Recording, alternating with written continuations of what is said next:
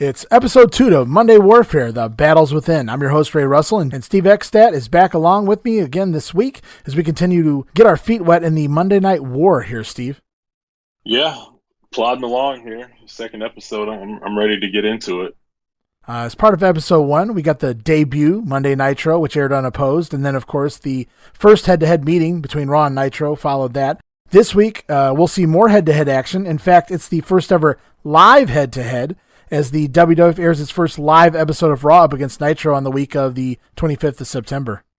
And before we get going this week, with another 2 weeks of the Monday Night War, there seems to be a little confusion with some listeners and fans in general about how ratings and shares and things of that nature work, or at least how to read them or what they mean. Steve, I think you even mentioned in passing to me before that you weren't even 100% entirely sure how to decipher ratings and shares and all that good stuff. I don't know if you've read up on it since then or whatever. So what I wanted to do this week, before we get going and before we get too deep into the war itself, is try and break down in layman's terms what a rating and what a share is for everyone. I felt this was important given how much we'll be actually talking about ratings as we move along. And I actually didn't understand shares myself until looking all that good stuff up several years back. So let's see if I can break it down to be better understood for everyone. And even if you guys forget, at least we'll always have this episode as a reference tool for you to go back to, okay? So let me try here. Let's talk about ratings here for a minute. A TV show's ratings refers to the number of households who tuned in to watch the content. The number you see for a rating is a percentage of the entire population of everyone who has a television.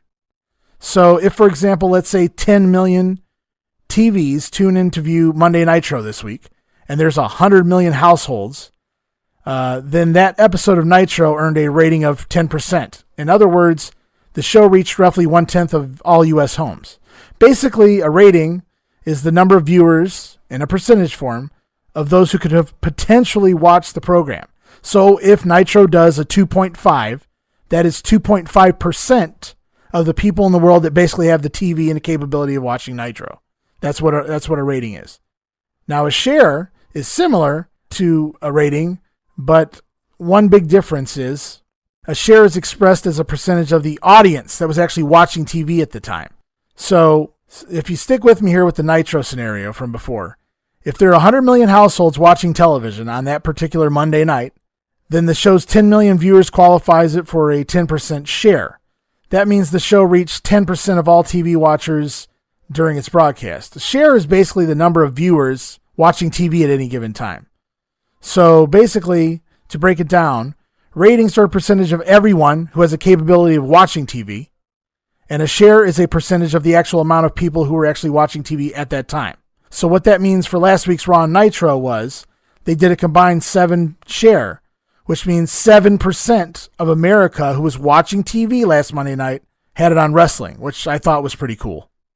Yeah, absolutely. That's crazy to think about today, getting a 7% share of people that's watching TV. I know the world's different and TV's completely different from 95 to 2020. There's a lot more factors now than what there was then, but it's still crazy to think about 7% of the viewing audience was watching wrestling at one point. And it gets even bigger going forward. So just incredible. Yeah. And if any of you guys are still confused about what a rating is and what a share is, Google it. That's what I did. Just Google it, and you guys go figure it out for yourselves. I did the best I could there. It's hard to explain in words, but it's pretty simple once you just sit down and kind of read it and figure it out. Now, as we move into the September 18th week, that's what we're doing right now, Nitro and Raw for September 18th. It should be noted that while Monday Nitro airs on Monday Night Raw this week doesn't air until Thursday, and it is also taped. It's probably a good idea that we go back here, too, for Nitro, because we're going to kick off with Nitro, if that's okay with you, Steve.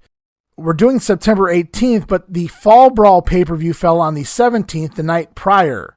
And since this is Monday Warfare and not the Grenade, we won't go deep into details here, but it's important to cover them to keep you guys updated as to what is happening and why in the world of WCW. And we'll be doing the same for WWF pay-per-views as well. So we'll kind of do quickie results for the pay-per-views, just so you guys are in the loop of what's going on when we go over these Nitros and Raw shows here, Steve. Sound good to you? Sounds good to me, man.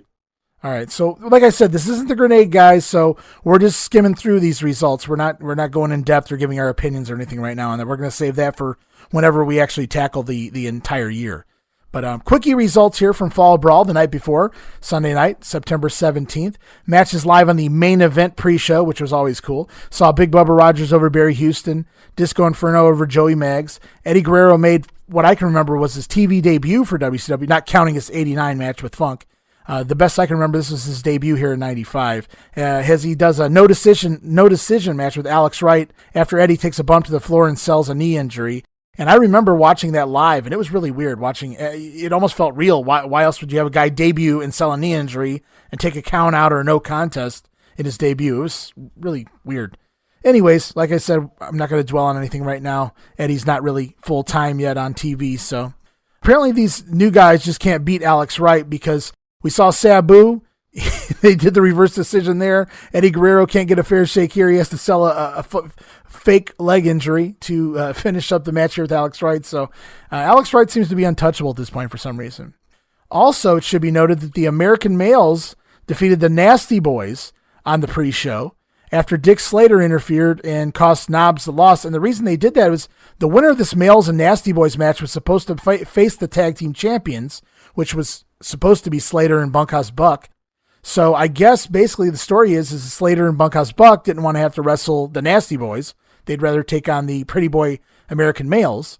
And so they helped the American Males get the win there. I guess that was the story on the pre-show. We fast forward into the pay-per-view. We kick things off with a U.S. title number one contender match. Winner gets to meet Sting for the U.S. title in a future show. It's Johnny B. Bad over Flyin Brian. Match goes 30 minutes. I believe it was 20 minutes.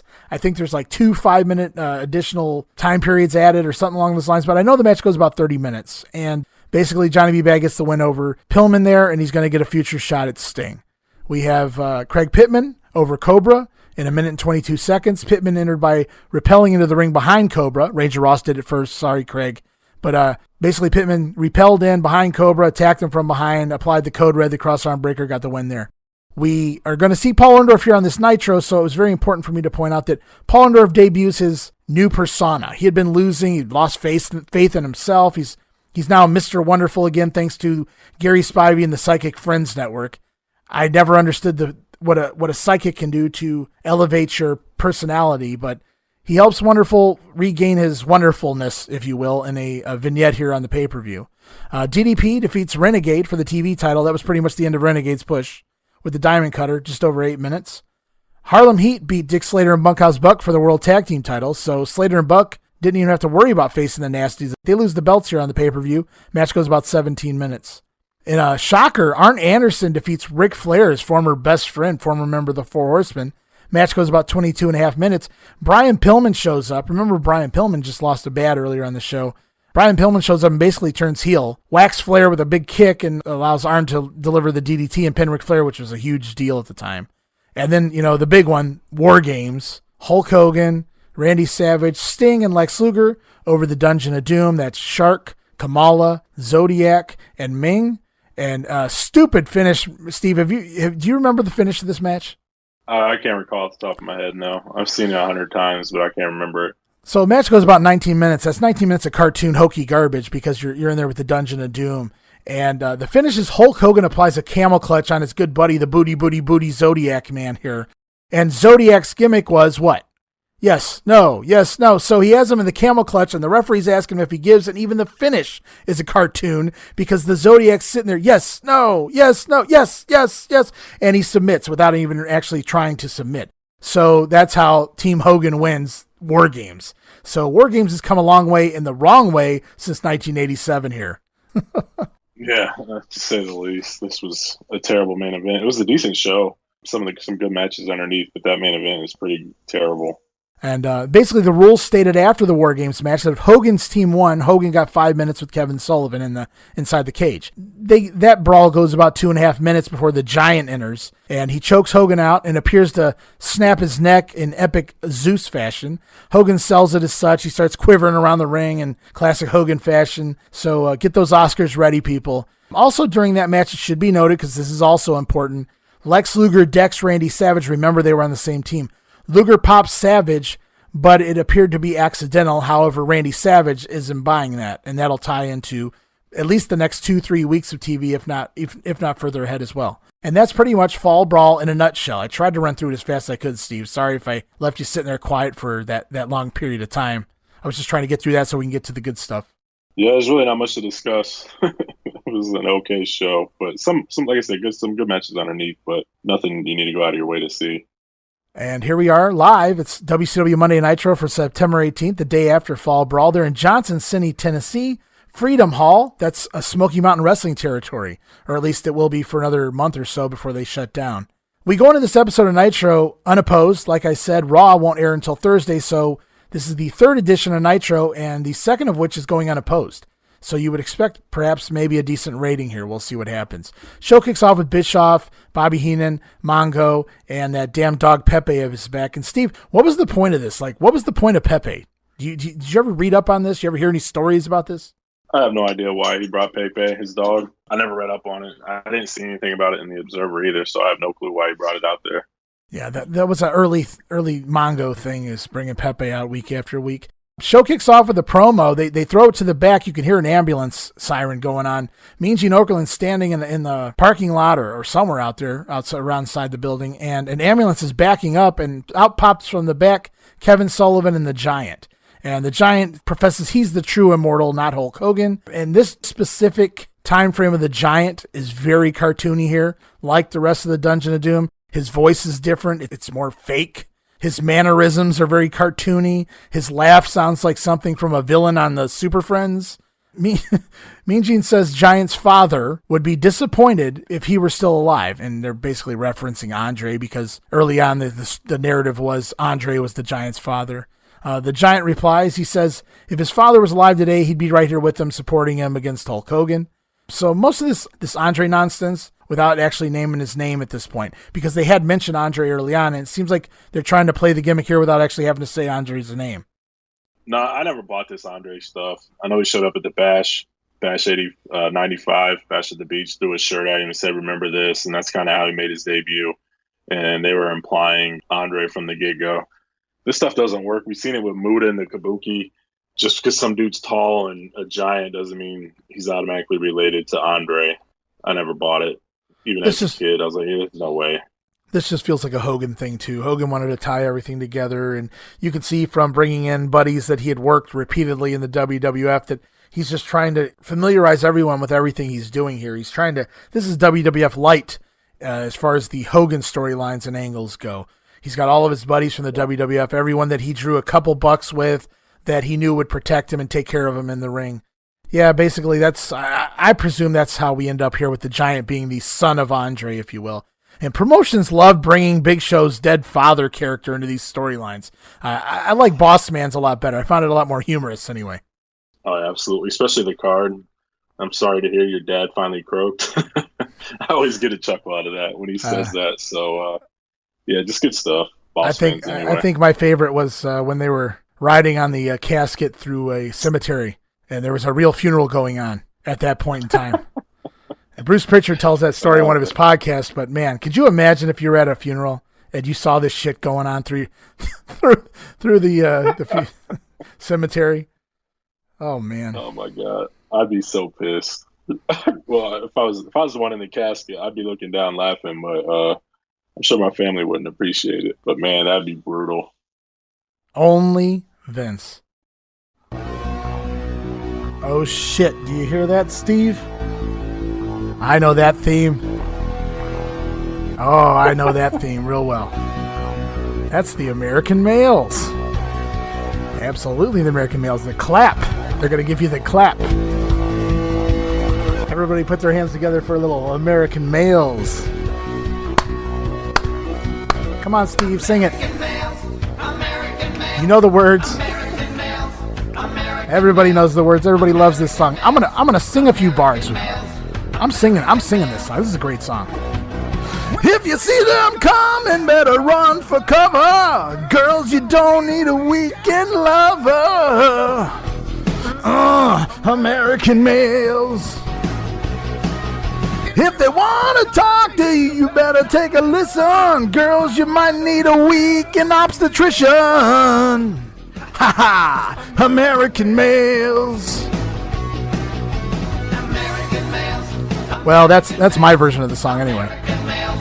American males. American males.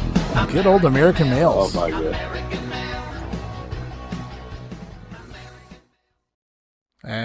That was good times, man. I'm gonna have to listen to that again later. Give him the clap, Scotty. The clap. They never executed on that in WCW. They didn't even know what they had. In ECW though. Yeah, they didn't know what they had. Did back on then. ECW. Oh my god. Yeah, I still crack up to that all the time, man. I talk about it with my friends. Give them the clap, Scotty. That's so good. I'm gonna give you the clap. The American Males. God.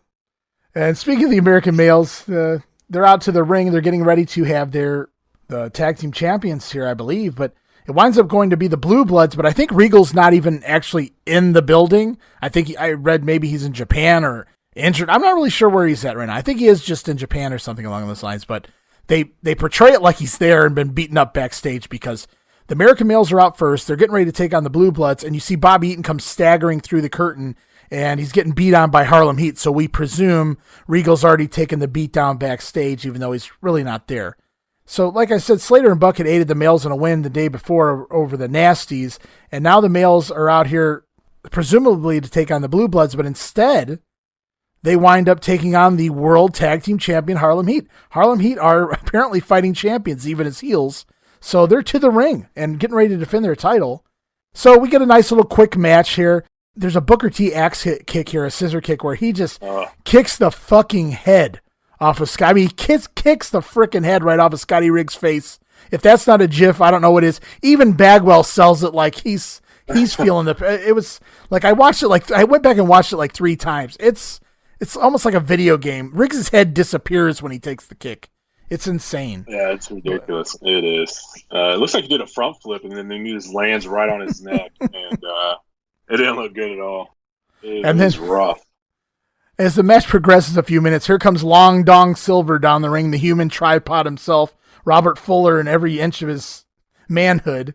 And Parker's out there. He woos Sherry. She loves him. She jumps into his arms. I think it kind of distracts Booker T in the ring. The Harlem Heat are managed by Sherry, I should mention, for anyone who isn't aware.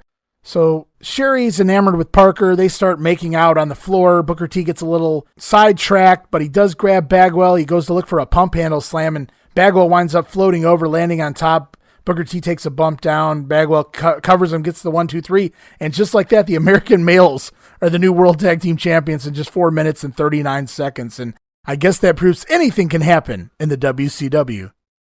I guess. So to get this straight, on main event, they had a match with the Nasty Boys where the winner gets a tag team title shot, right?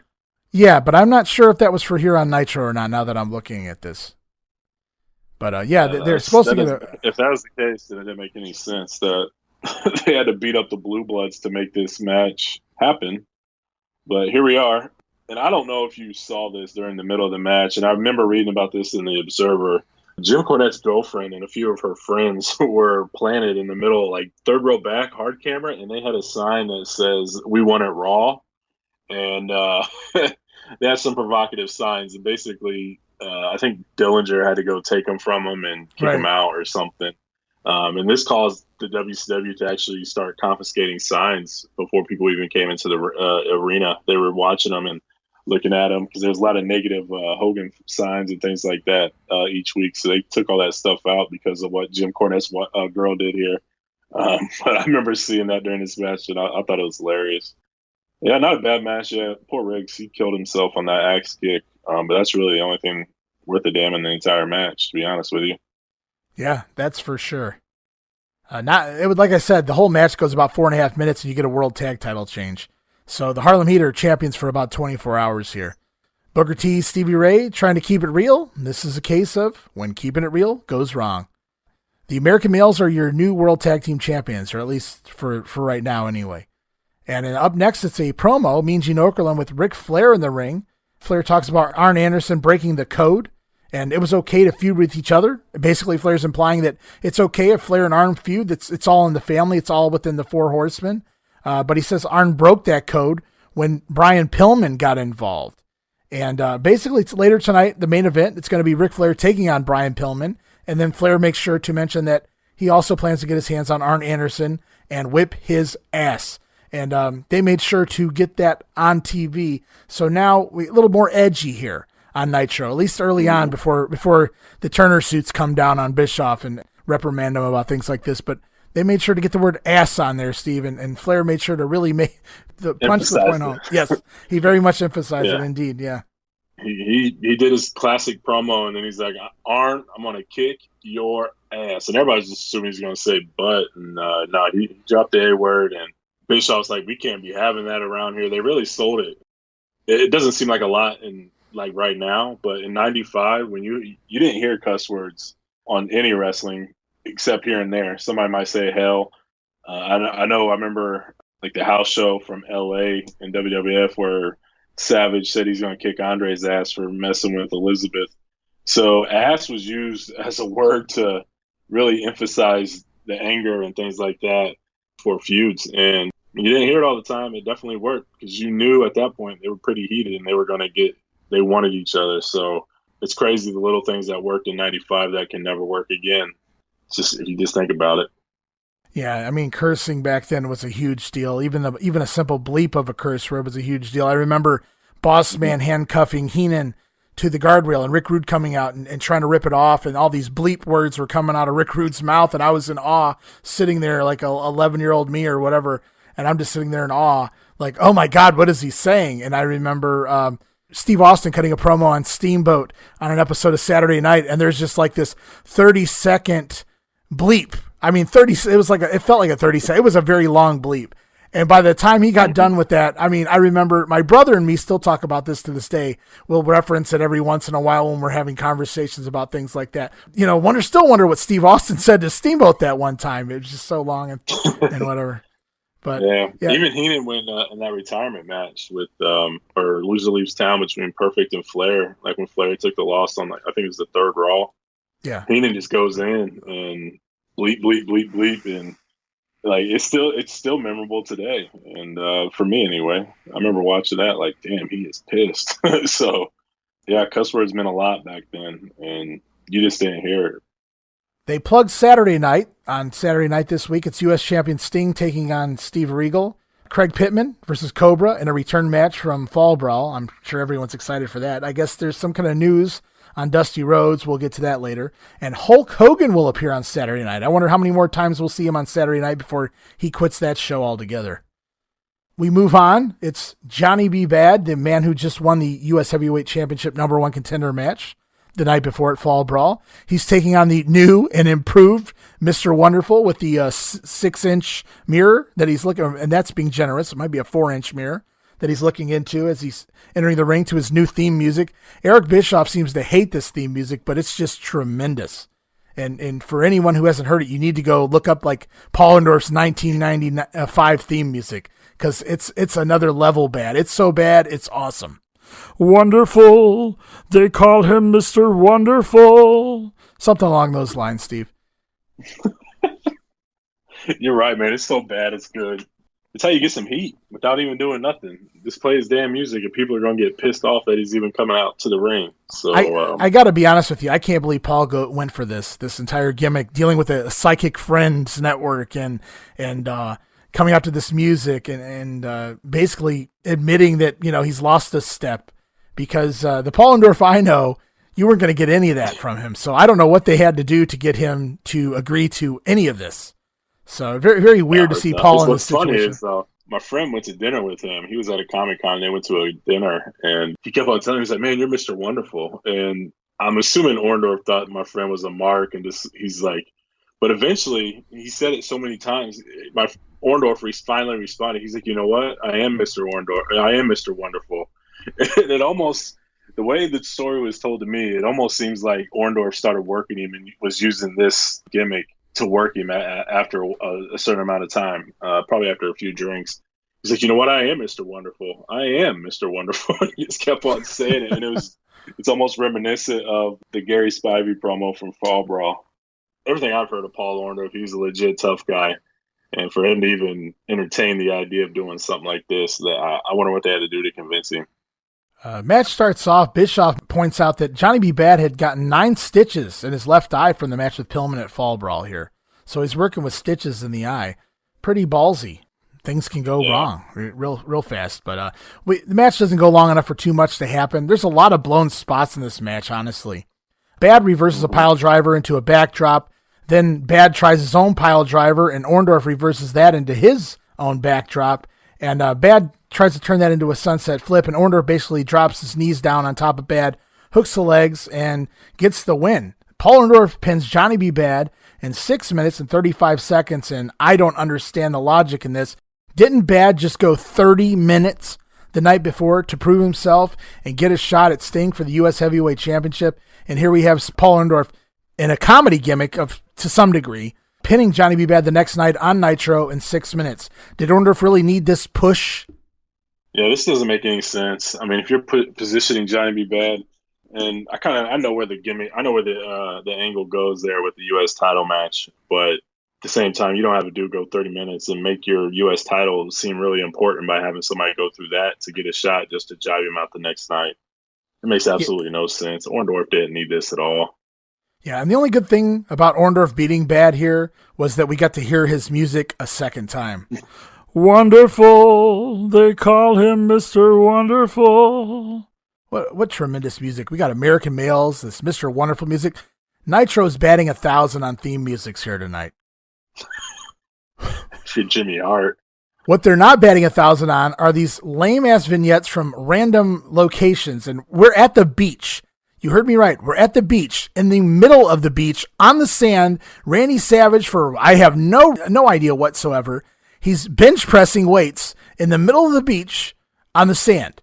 And Kevin Sullivan runs out in a Baywatch jacket and proceeds to attack Savage and beat him down with the barbells or whatever the hell they were doing there. And he beats him down into the sand, and Sullivan takes off while Ric Flair comes to make the save. This whole thing's ludicrous.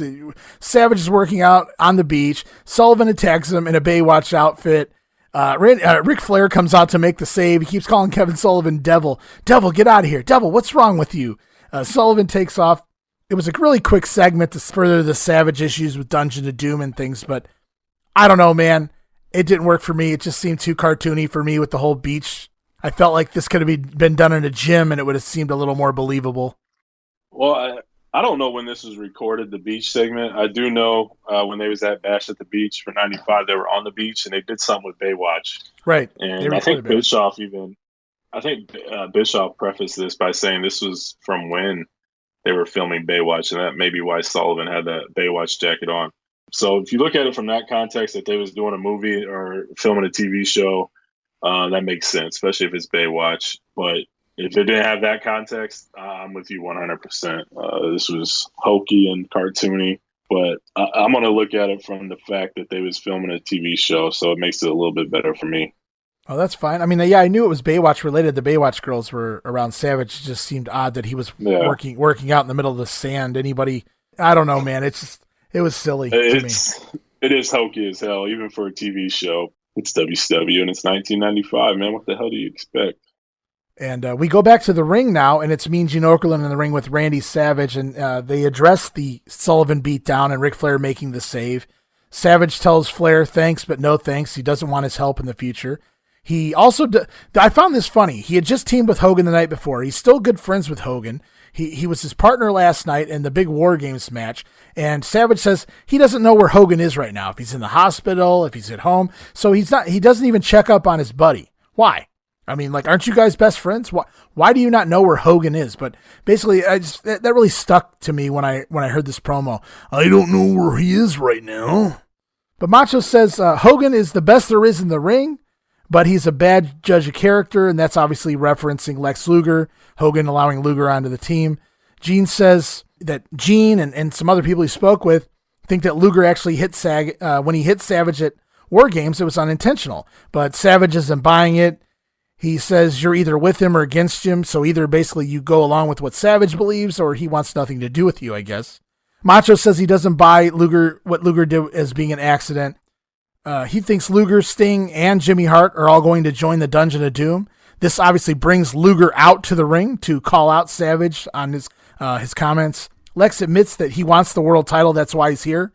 He wonders if Savage has the same aspirations. Macho finally admits he also wants to be champion, but he isn't buying anything Luger's selling. He thinks Luger hitting him the night before was indeed intentional. He makes it very clear to Lex. And then Savage teases a fight right there in the ring, but nothing transpires. What did you take from this segment? I like it, to be honest with you. We all know Savage is the nut job, and they've kind of been playing that up ever since he's debuted in the WCW. He's been crazy. I think when he even came in at Starrcade, he's like, whose side is he going to be on? And they kind of played off that he could be one way or the other. Luger has come in with that same sort of personality. Like, he hasn't really shown his true colors just yet. Like, so you don't really know which side he's on. So the uncertainty and things like that, I enjoyed it. And these two, I don't really care for Luger at this point in his career. Yeah. But they're two of my favorites. So I enjoyed this segment. It's actually one of the better segments on this show. I like Savage says all we're missing is the bell, ding, ding, and then he just slaps the hell out of Luger. I think it sets up something for next week. Yeah, next week. I know we have things coming up here between the two for the next week or two at the very least. And yeah, that was really a cool way to end it. Savage slaps Luger, basically, calls him out there, and they tease like they're going to have a fight there. But cooler heads prevail, or whatever you want to call it, and they basically just build it up for next week to bring the viewers back. So that's pretty much what this segment was about right here. And if you didn't think that the Baywatch segment was hokey between Sullivan and Savage, you can't tell me this wasn't hokey, because we take a look. We go back to the opening of Fall Brawl, the pay-per-view the night before, and there's a video shot outside of Hulk Hogan pulling up on his motorcycle with some planted fans standing around him, when out of nowhere the Giant shows up in a monster truck. Yes, like Bigfoot, like Gravedigger, like the Medusa truck for wrestling fans out there. So the Giant shows up in a giant monster truck and proceeds to drive towards Hulk Hogan and these fans. So he's going to commit murder, mass murder. Luckily, Hogan and the fans get out of the way in time, and the Giant winds up just running over Hogan's motorcycle. He destroys Hogan's motorcycle. He drives over it and destroys it. So that's basically going to set up a bunch of horse shit coming up here at Halloween Havoc. This begins that monster truck match, at Havoc. And yeah. So tell me, are you going to defend this one, or what are your thoughts here? I got nothing on this one, man. I didn't buy this when I was a kid.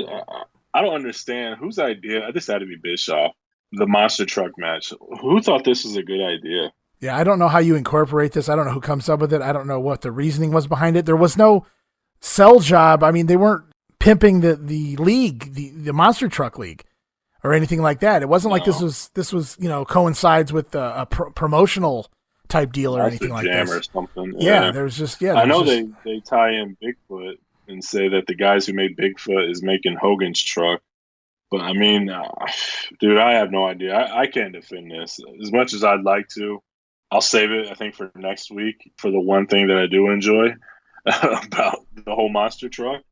So, but yeah, dude, I got nothing. I don't understand it. I don't understand how they think a monster truck match can be a sell for a pay-per-view. It just screams Bischoff, because Bischoff likes the motorcycle stuff. He's from Detroit, so I'm assuming he likes the trucks and that sort of stuff. It's just in his DNA to like muscle cars and things like this. It just seems that way anyway. I could be completely off base there, but some of the things he does insinuates that that's the case, and I'm assuming this was his idea, and this was terrible. Yeah, terrible. I just don't know who pitches this idea, who comes how this idea even comes about, who's laying around and just comes up with this monster truck, two monster trucks on the roof of the Cobo Hall and whatever the nonsense was that transpired there. But we'll move into the main event. I think we should watch that show. I think we should watch that show. Wow, yeah, you're a glutton for punishment. Maybe on the All Access tier we can do a watch along. It'll coincide with Halloween. It'll coincide with the Monday Warfare show here. It's a possibility. If I was going to do a Halloween Havoc, I'd like to do one that I found more entertaining for myself. But I mean, I'm not necessarily against it since it plays into the Monday Warfare show. And we go back to the ring, thank God, because we've been everywhere else. So we close the show with Ric Flair taking on Brian Pillman, and obviously Flair's looking for a little revenge because Pillman cost Flair his match last night at Fall Brawl with Arn Anderson. They trade some chops here back and forth, and probably two of the master choppers of this era here. For as good as Flair is as a chopper, Brian Pillman just sounds like he's trying to murder people in every match he's ever had where he throws a chop, and there's plenty of them to be had here from both sides. I thought Steve Casey was the chopper. The chopper, Steve Casey. Yeah. For those of you who don't get that joke, go listen to our NWA 89 Memory Grenade episodes. Chopper Steve Casey. They had a good spot here where Ric Flair does the Flair flip in the corner, lands on the apron. Pillman tries to clothesline him off. Flair ducks. Flair knocks Pillman down. Flair goes to the top rope, tries to jump off, jumps right into a Pillman dropkick. Probably the best spot of the match. Probably the best spot of the night that I can think of. Yeah, I think so too. It was really cool looking. Flair was working pretty hard here. Yeah, and that's unfortunate because the match doesn't get a whole lot of time. But during the match, Bischoff sells he doesn't understand why Brian Pillman turned. They're basically selling Pillman as a heel now because he did turn heel the night before during that Arn and Flair match. And Pillman's already showing signs of being the crazy Brian Pillman here. Just some mannerisms, some facial expressions he makes during this match. But the match end seems abruptly out of nowhere. Flair just applies the figure four, gets the win. So, Pillman submits in no time. Match only goes 5 minutes, 25 seconds. I know this is only an hour show, but it sucks that this match was so short.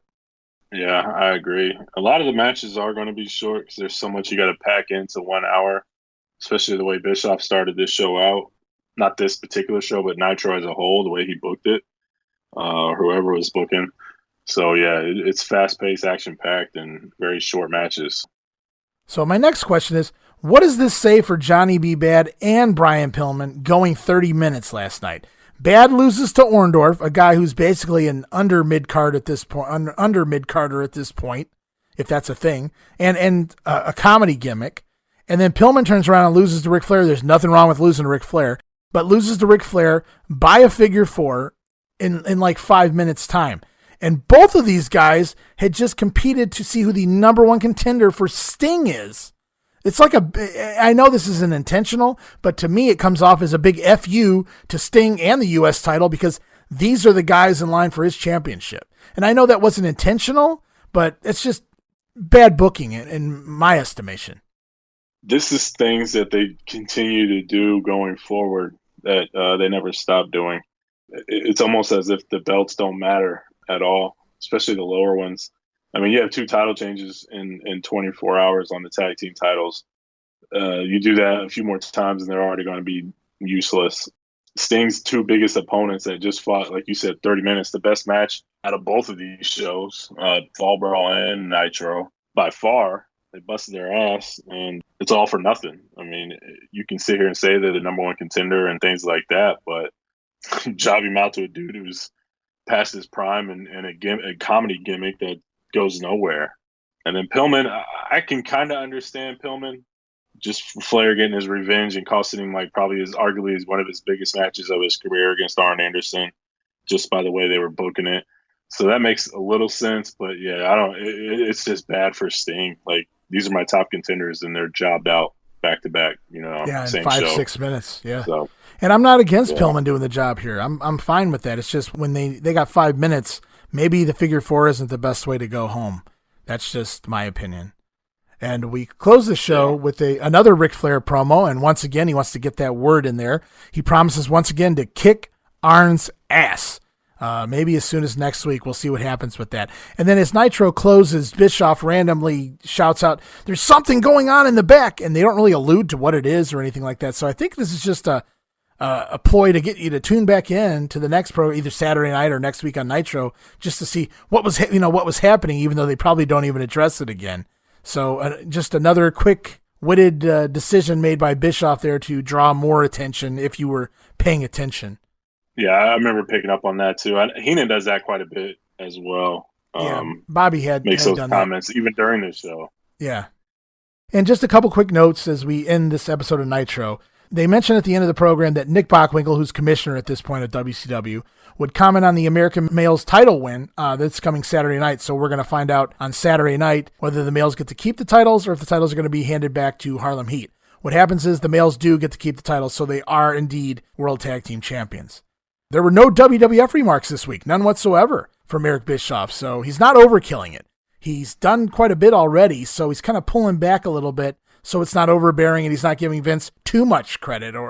And it makes more sense this week because they're not even on at the same time. So why give away the spoilers when you're not even running head-to-head? So smart move here by Bischoff, I thought, just kind of taking a week off because we know he comes back and does worse later on. Absolutely. And we also learned that Steve Austin was just fired over the weekend. So we'll keep an eye on that and see where Steve winds up, huh? Yeah, I wonder. So I had a question for you because you're really big when we talk on the Grenade about how long you want your squash matches and how long you want this and that and the other. I was curious, which format do you like better? Because last week we had that 4-match format where the matches went really short. This week the matches are still only going 5-6 minutes, but it's a 3-match format. So which one do you prefer? Do you prefer more matches and even less time, or do you think 3 is solid here based on the current way Bischoff has the layout of Nitro? I prefer the 3. I mean, when you got names in the matches, I feel like you need to give them a little bit more time. Agreed. Because if you go out there and you have dudes jobbing in 3 minutes, it's hard to get them built back up. So if you're just fighting no names, jobbers and things, kind of like what's going on in WWF sometimes, absolutely 1 or 2 minutes is fine. But if you're gonna have names on both sides of the ledger, they need to at least get 4 or 5 minutes. And I know Meltzer mentioned that and the Observer that 3 matches seems to be the perfect format. That way you have enough time for the angles and the interviews and stuff like that. So I tend to agree with him on that aspect. So, Steve, what was your favorite segment on this show? I had to go with Flair and Pillman by default almost. I mean, I do like the Savage Luger confrontation. It just wasn't enough to say that was the best thing on the whole show. Even though they had like 5.5 minutes, they did a lot in that. But overall, this show wasn't very good at all. I wasn't a huge fan of this show. I thought it was kind of crap. I think the way you described it is the same way I would have described it. I have to go with Flair and Pillman by default as well. That wasn't necessarily one of their best matches ever, Pillman or Flair's either. It wasn't nothing bad, but they went 5 minutes and I don't know. It wasn't anything special. And I agree with you. I think the Savage and Luger segment was intriguing, but Savage, needs somebody better to play off of. He does better when the other person's more, I don't know, someone with more flair, not necessarily Ric Flair, but just someone that's able to have somebody with a quicker wit. Yes. And so I like the idea of that segment. I loved when Savage slapped him. That really built things up. But again, it was like Luger, and Luger just kind of stood there. I mean, he did get a little, defensive, but he just kind of stood there. It wasn't the response I would have wanted to see elicited, So yeah, I have to go with Flair and Pillman also by default here. And we'll jump ahead 3 days to Thursday Night Raw. And this is September 21st, 1995. And, the Raw theme that we discussed on last episode, it had debuted on that episode of Raw the week prior, and it had words in the theme music. And I made a comment that I don't ever remember hearing that before. And the reason is apparently they only aired on that one episode. They move over to an instrumental version of that song here this week, and a very wise move because that song sucked. It was horrible. I remember last week when we was listening to it, I was like, "What in the hell is going on here?" Yeah. What is this? I didn't remember it either. I'm glad they're back to the instrumental. It didn't take long. Yeah, that explains why it was a 1 week thing. So apparently they thought the same thing. I was reading in the Observer, and it turns out that Doc Hendricks was pegged to replace Jerry Lawler here on commentary for the new fall season. Thank God that didn't happen. Could you imagine having to listen to Michael Hayes on the Grenade in 1989 and Doc Hendricks on WWF TV in 95 at the same fucking time? Oh my God. Dude, you would have had to find another co-host for at least one of these shows. I couldn't handle it. Oh my goodness. He's bad enough showing shitty t-shirts and VHS tapes. And so Raw's now showing clips, like if you remember the end of last week's episode of Raw, they're showing clips of what's going to happen on the next week's show. I think they're trying to do that to use it as a teaser to draw more ratings, but in reality, was it smart to show that this stuff's recorded? Should they really slap the fans in the face and say, hey, look, we're not even live? Because even though they don't announce it as being live, you kind of presume it's live when you're watching it. Basically, by showing you clips of what's going to happen next week, it's like, this has already happened. it made me lose a little interest even watching this, this many years later when they show those highlights in advance. What did you think about that? Me personally, when I was watching this, I was 9 years old. I didn't think anything of it. I didn't really differentiate between a live show and a recorded show. So I didn't think anything of it. And I think if it's done properly in the format that WWF did it, where they were showing clips, if you show like cliffhanger clips where something's about to happen, then they cut it type deal, I could see how that could draw in fans. Whether it's recorded or not is irrelevant. We all know what happened when Foley won the title in '99. It was recorded, and Shivani gave the results, and everybody turned the channel. So if something's entertaining and something's happening, whether it's recorded or not, it's irrelevant to most people, I'd like to think, and they're going to tune in if they want to see something. I don't have any issues with it. And I think it was funny how WWF's approach to completely ignore the competition. And they do say when you're number one, you should never acknowledge your competition. But I thought it was insulting to the fans to pretend Lex Luger never existed.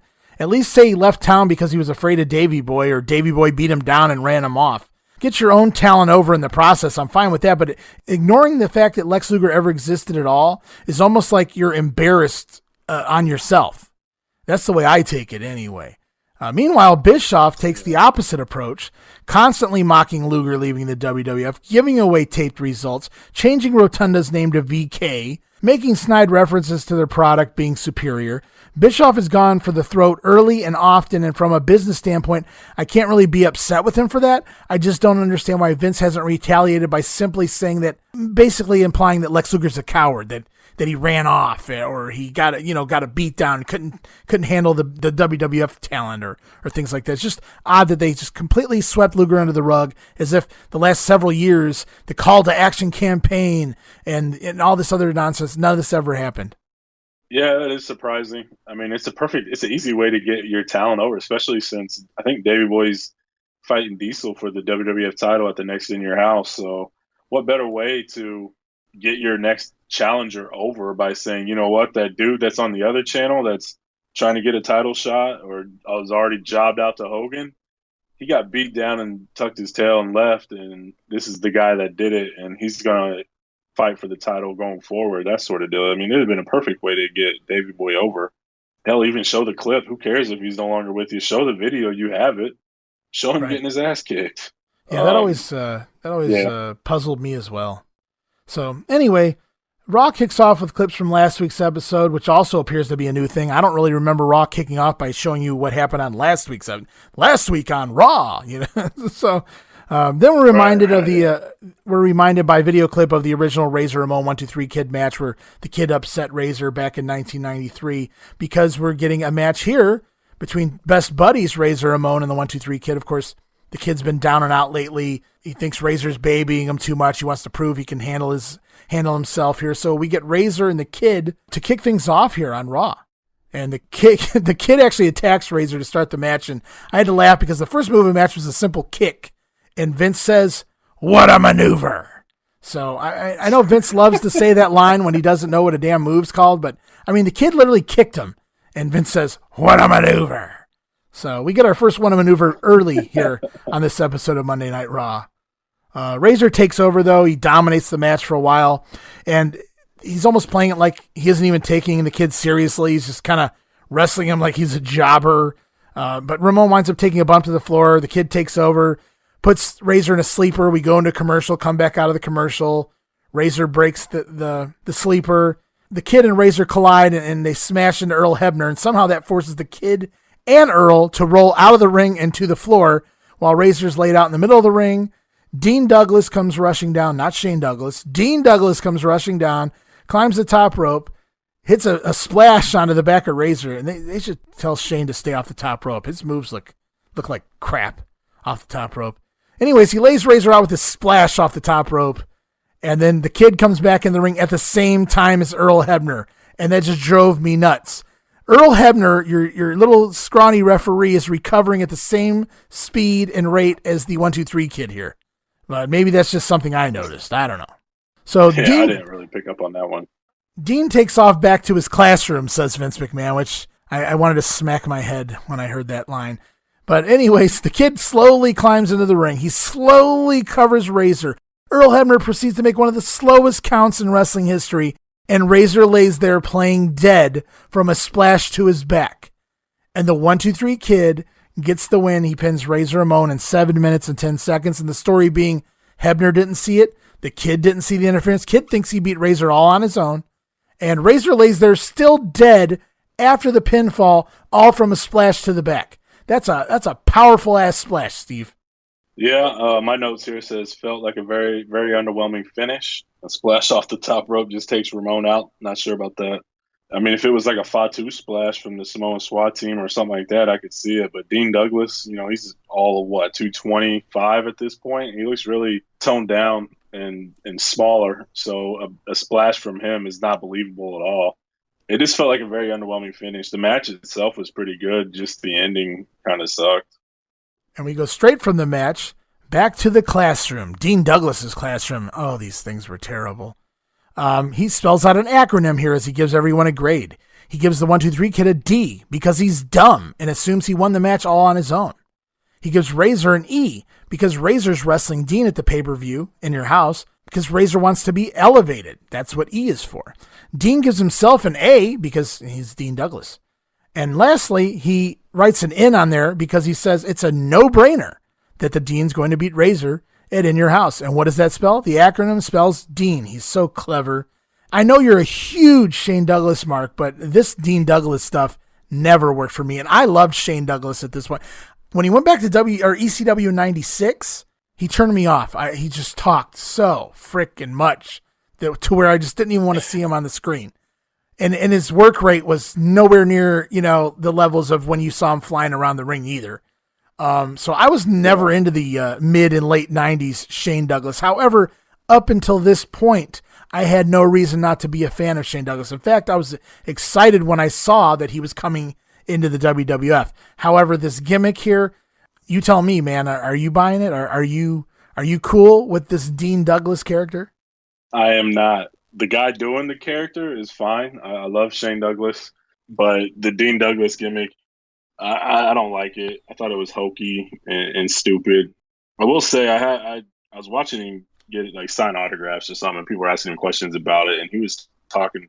He holds no punches. He doesn't care. He'll say what he feels, and he was talking about the Dean Douglas gimmick, and he's like, when I was told I was coming in, I was going to be able to stick to the normal grades that you would give a student. Right. A, B, C, D, and F. Yeah.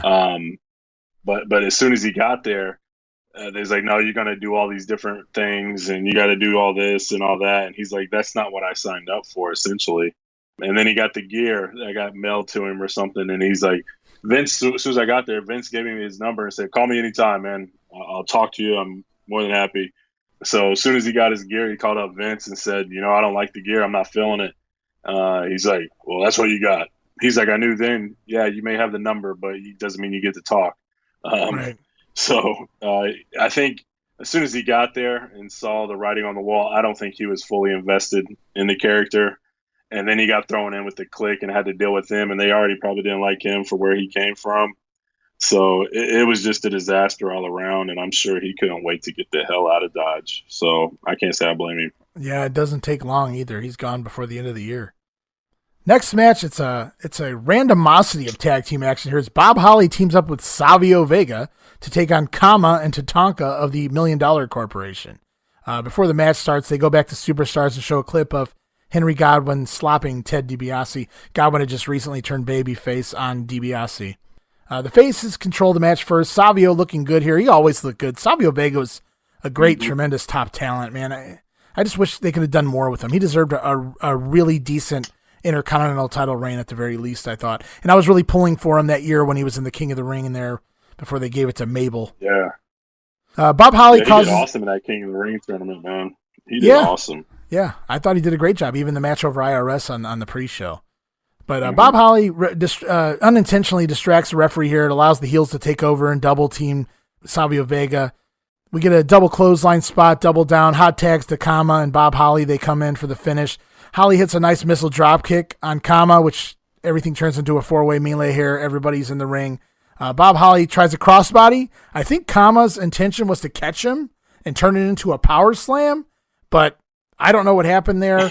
They kind of just tumble down, and Kama kind of slings Holly over to the side and crawls on top of him, makes the cover. Sloppy spot, sloppy finish, but the $1 Million Corporation get the win here in 5 minutes and 47 seconds. I don't know. Maybe it was just me. It looked like he was supposed to turn it into a power slam and just lost balance. Yeah, I think his foot went out underneath him, like his knee buckled. It wasn't like an injury type deal. I just think maybe he anticipated something and didn't realize how big Holly was and just mistimed it a little bit. But yeah, it looks like his knee just gave way and he barely got him over, if you want to call it that. But yeah, it was actually a decent match. The ending kind of stunk, but I'm with you, man. I even put down here, I really enjoy Savio's offense, man. His kicks, his action, his facials, he's very believable and so damn entertaining during this time. Yeah. Definitely deserved better than what he got. Yeah, and, any match with Kama and Tatanka that was halfway decent like this match was, you got to give credit to the guys they were taking on, and definitely Savio Vega there, because this was a bearable match. And usually any match with Kama or Tatanka, the heel Tatanka specifically, in it, I mean, I'm done. I'm going to go catch some Z's, or I'm tuned out, man. And this was actually believable and fine. Nothing wrong with it. It wasn't like awesome, but it was okay. It was okay for TV. Mm-hmm. We move on to a Razor Ramon promo. He's basically talking trash on Dean Douglas. They got a match coming up at In Your House. They advertised the WrestleMania 11 special scheduled to air on September 30th. Never really always understood this, because they actually advertised it to air, I believe, originally in the summer, and then that just disappeared. That idea disappeared, and then it pops up here again in the fall. And I believe they also switched channels. It was originally supposed to air on NBC, and then it winds up on Fox, or it was originally supposed to air on Fox, winds up on NBC. I don't really remember how that all played out, but I remember the days, the month switched, and the channel, the network switched. So really weird stuff there.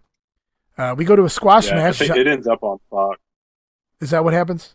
Yeah, it ends up airing on Fox. I can't remember the original date, but yeah, it's on Fox. And we move on with Jean-Pierre Lafitte with a quick squash match over Brian Walsh. Of course, Lafitte's been stealing Bret Hart garb, and I believe they just had have a match coming up here at the In Your House pay-per-view this Sunday. So that was probably the show stealer, I believe, wasn't it? That was like the match of the night. Yeah, at the In Your House. Yeah. Lafitte gets the win here over Brian Walsh with Le Cannonball in 3 minutes, 18 seconds. And following that match, we see some ring crew out there. They're reinforcing the ring because, oh boy, it's Men on a Mission taking on the tag team champions, Yokozuna and Owen Hart. So you have Yoko out there, Mabel out there, and even Mo, really. I mean, that's a lot of beef in the ring all at once. Poor Owen. Yeah. And the story here early in the match is they keep Owen in the ring. They don't want Yokozuna to tag in, so Owen gets worked over. And Owen does some good work of his own as well here early in the match. Yoko finally tags in, and they tease a showdown between him and Mabel, but Mo's actually the legal man, so we wind up getting Yokozuna with Mo in there. Yay. Finally, Mo does tag Mabel in, and we get it's the big showdown between Yokozuna and Mabel. And Mabel actually leaves his feet and hits like a lariat, or whatever you want to call it, a clothesline, a leaping clothesline in Yokozuna. And they both hit the mat at the same time. And I don't know if this was scheduled to happen, if they planned this in advance, or if it was legit. But there's like a cameraman, I guess his elbow's resting on the apron with the camera. And as these, quarter or half a ton, or more than a half a ton, hit the mat, it causes the camera to completely shake left and right, like, I don't know, a good foot. And I thought it was funny. Like it seemed realistic. Like the shake wasn't over the top, so it just felt real to me. I mean, right. I don't know. Yeah, it was pretty cool. I remember seeing that. If it was an accident or it wasn't supposed to happen, it turned out perfect. It really enhanced it. Some things happen. Yokozuna's in the ring with Owen. He holds Mo for Owen to deliver a missile dropkick off the top rope. I couldn't believe Mo actually kicked out on the 2 count of an Owen missile dropkick there. I thought for sure at least Mabel was going to come in and make the stop, but Mo just kicks out. And Mo hadn't even been doing anything this year. So it just surprised me, I guess.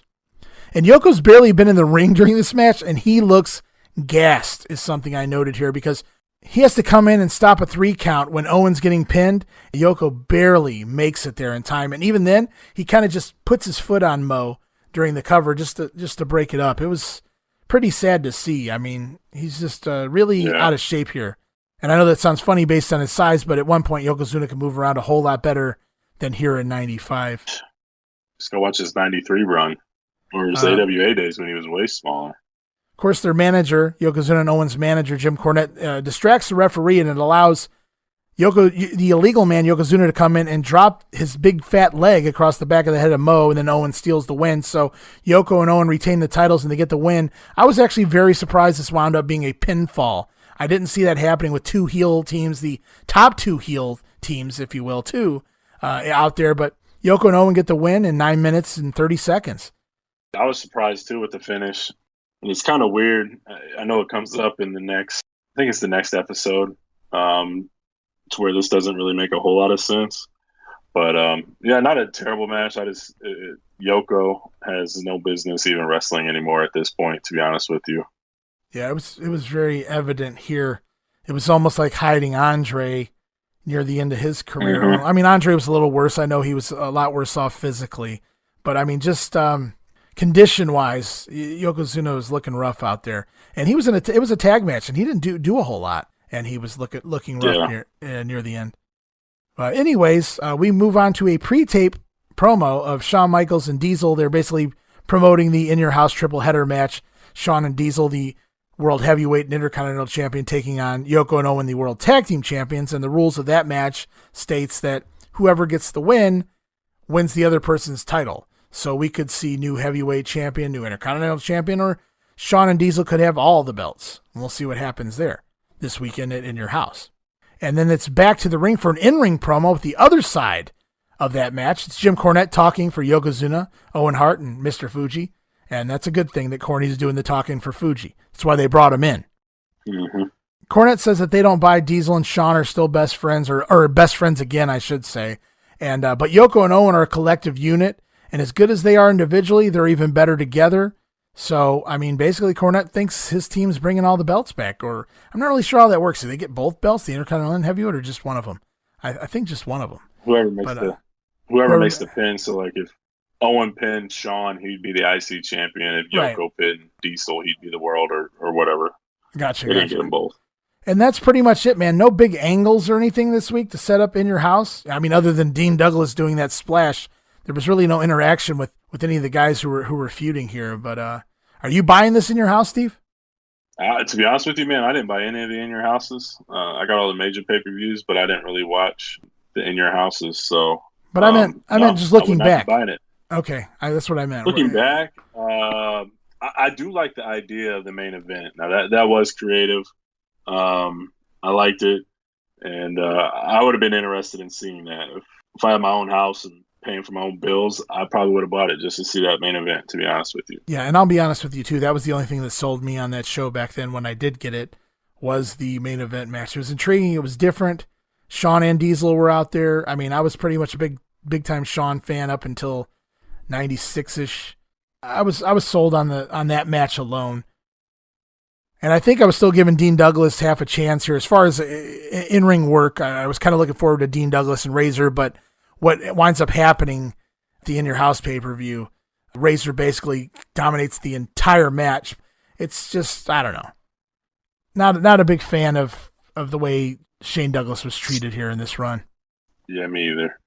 And so it's ratings time this week, and we learned that Monday Night Raw did a 2.5 on Thursday, while Nitro did a 2.4 on Monday. So they both had pretty much close to the same rating. Their shares were identical, 3.4 shares. That's 3.4% of everyone who was watching TV at that point in time. So 3.4% of the Monday night fans, 3.4% of the Thursday night fans. And you might even say Nitro did a little better, even though they lost the ratings technically by a point, or a tenth of a point.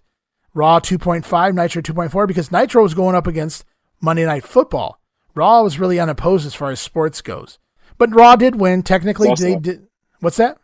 I was just going to say, but Raw was out of their normal time slot too, so right, that probably hindered them a little bit as far as their rating goes. Well, that's very true too. That's a good way to look at it. But Raw does win here if you're counting it, since they were on different nights. Raw gets a 2.5, Nitro 2.4. Segment of the night for Raw, Steve. What do you got? as uneventful as the finish was, I had to go with Razor and the Kid. It was pretty nonstop action. It was a fun match. Razor and Kid just went together like peanut butter and jelly, man. Whenever they were in the ring together, they were really damn good and entertaining. So I went with the Kid and Razor. I think I would have went with that one myself. Had the finish been a little different. I agree with you. I mean, their stuff was always great. I thought this match was perfectly fine. Certainly nothing wrong with it. I enjoyed it. But I think I'm going to go with the main event just because I really wasn't expecting a finish here. They really shocked me with a finish here. I don't know that the wrestling was better. I thought Owen did a tremendous job here working with guys the size of Mo and Mabel, to be honest with you. Yeah. But just the finish surprised me. Having a finish in this match surprised me far more than having a finish in the Razor and Kid match. And we had seen that before. It may have been in a different story, but we had seen that before. And so I don't know. I can't say Yokozuna or Men on a Mission were any better than Razor and the Kid. That's not factual. Right. But I don't know. Say, though, I like field teams in the ring together. Right. Is completely different for that time period. You may have saw two good guys go at it, just, mutual respect type deal, but you never saw two heel teams in the ring together. That never happened. So that was unique in that sense. We had a world tag team title match on TV. We got a clean, well, not a clean finish, but we got a finish, and it was the two top heel teams. And like you pointed out, you never saw heel versus heel or face versus face. And when you did heel versus heel, you usually never got a pinfall out of it. It's usually a double disqualification, double count out, things like that. So it's funny. We open Raw with a face versus a face. We close Raw with a heel versus heel. So things are changing a little bit here in the world of the WWF. I think it's for the better. I think they realized early on in '95 that their product was going down the toilet. So you can see with this new fall season that they used to do, it seems like they're doing their best to try and change things up a little bit, turn that corner and get more wrestling oriented. There's still gimmicks, there's still stupid stuff, but at the end of the day, I think they're doing better. And so who's your winner, Steve? I mean, we already know Raw did a 2.5, Nitro did a 2.4, but who's your winner, Raw or Nitro, based on the content? See, I wasn't a huge fan of the tag match. So to me, I had to go with Nitro. There wasn't a lot on either one of these shows that really stuck out. It's more of a draw, to be honest with you. But if I had to pick one, I'd probably go with Nitro. All right. I'm going to take Raw, and I'm going to tell you guys why real quick. On Nitro, the only selling point for me on Nitro was Flair and Pillman. And again, that match only went 5-6 minutes, somewhere in between there. If this was 1990 or 1991 Flair versus Pillman, and they even did 10 minutes, I think that would have sold the whole show. I don't care what was on Raw. I think that would have been plenty enough for me to choose Nitro. But this is 1995 Flair versus Pillman, and it was perfectly fine, but it wasn't at the level as I would have liked to have seen. And I felt like consistently throughout Raw, even if nothing was great, everything was consistently okay, whereas on Nitro there were some things that I could have done without. So even that Kama and Tatanka tag team match was okay. And so for that, I have to go with Raw just because consistently, and again, like you said, neither show was impressive. So I'm just going with what had more stuff that I could bear, if that sounds, if that makes any sense. Yeah, it makes sense to me, man. And there's no winner on this week, to be honest with you. There really isn't. Yeah, I mean, it is what it is. You know, we're going to have weeks like that, and then we're going to have weeks where they both probably knock it out of the park. So I'm looking forward to that. Mm-hmm. And we move on to the next week, and this is the first live head-to-head in the Monday Night War. This is at the same time Ted Turner's merging with Time Warner too, I should point out. But this is the first week Monday Night Raw will be live since the debut of Monday Nitro. That's crazy to think that it's been like a month or more since Raw's had a live episode. It's they've had a lot in the can, and that's just, I don't know, man. That's recording far too much in advance for my taste. I don't know how they used to do it over that SummerSlam or the U.S. Open break that they had in September. So I'm assuming they did like their 2 or 3 weeks worth of tapings, maybe 4, and probably took a break themselves outside of house shows and stuff. But that makes sense, kind of rest up a little bit. But yeah, when Nitro's coming months in advance, to be honest with you, man, I'm doing maybe 1 or 2 tapings while they're playing tennis, and this first chance I get, I'm coming back live. I don't even care. Can't get too far behind. We kick off this week with Alex Wright gets another win. This time it's a pinfall win over Disco Inferno in 4 minutes and 1 second. Disco's winning the match near the end there. He's hot on the offense, but he's more worried about his hair and dancing in the ring, and he finally decides to go for his swinging neck breaker, the running neck breaker, the boogie oogie oogie as he called it. But Wright counters into a backslide, which I thought was neat. I had never really seen that spot done before, countering the neck breaker into a backslide. But Wright does that, and he gets the win here in just over 4 minutes. I thought it was a solid little match. Yeah, man. I can't stand Disco Inferno. I didn't like him when I was a kid. I don't like him now. I don't like the person. He's like the Michael Hayes of 1995. So the quicker he's off my TV, the better off we are. And he ain't going nowhere anytime soon, and it's unfortunate. Here's a fun story, or at least a fun story for me. Disco Inferno, when he debuted with WCW, he was already over with me before he ever made it to TV, because Disco Inferno was a reoccurring character, if you will, on Radio WWF. See, he was buddies with Raven. Raven thought he was Raven has his own sense of humor. And Johnny Polo basically hosted the last 6 months of Radio WWF. Vince didn't even care about the show anymore. So he would have Disco Inferno call in, and they would have these nonsensical conversations. And, hey, this is the Disco Inferno, and I'm calling you from Studio 54, and whatever. And Raven would just have fun, back and forth banter, and comedy would ensue on Radio WWF. So when he appeared on WCW, my first thought was, oh my God, that's the guy from Radio WWF. He's made it to the big times. Because up until then, I just thought he was some generic independent wrestler, or just a character that, they'd created for Radio WWF. So once I saw him, I was already sold, because I love basically everything on Radio WWF. So I was into Disco Inferno when he first showed up. It wasn't until later that I loathed him as a character and as a performer. And now I don't even know what the hell he's doing on social media. That's another story in and of itself. I'm not going to get into all of that, but yeah, I thought this was a fun match, honestly. I thought Alex Wright's looked pretty good. As much as I loathed Alex Wright in real time, 94, 95, he's 2 for 2 here for me on Nitro.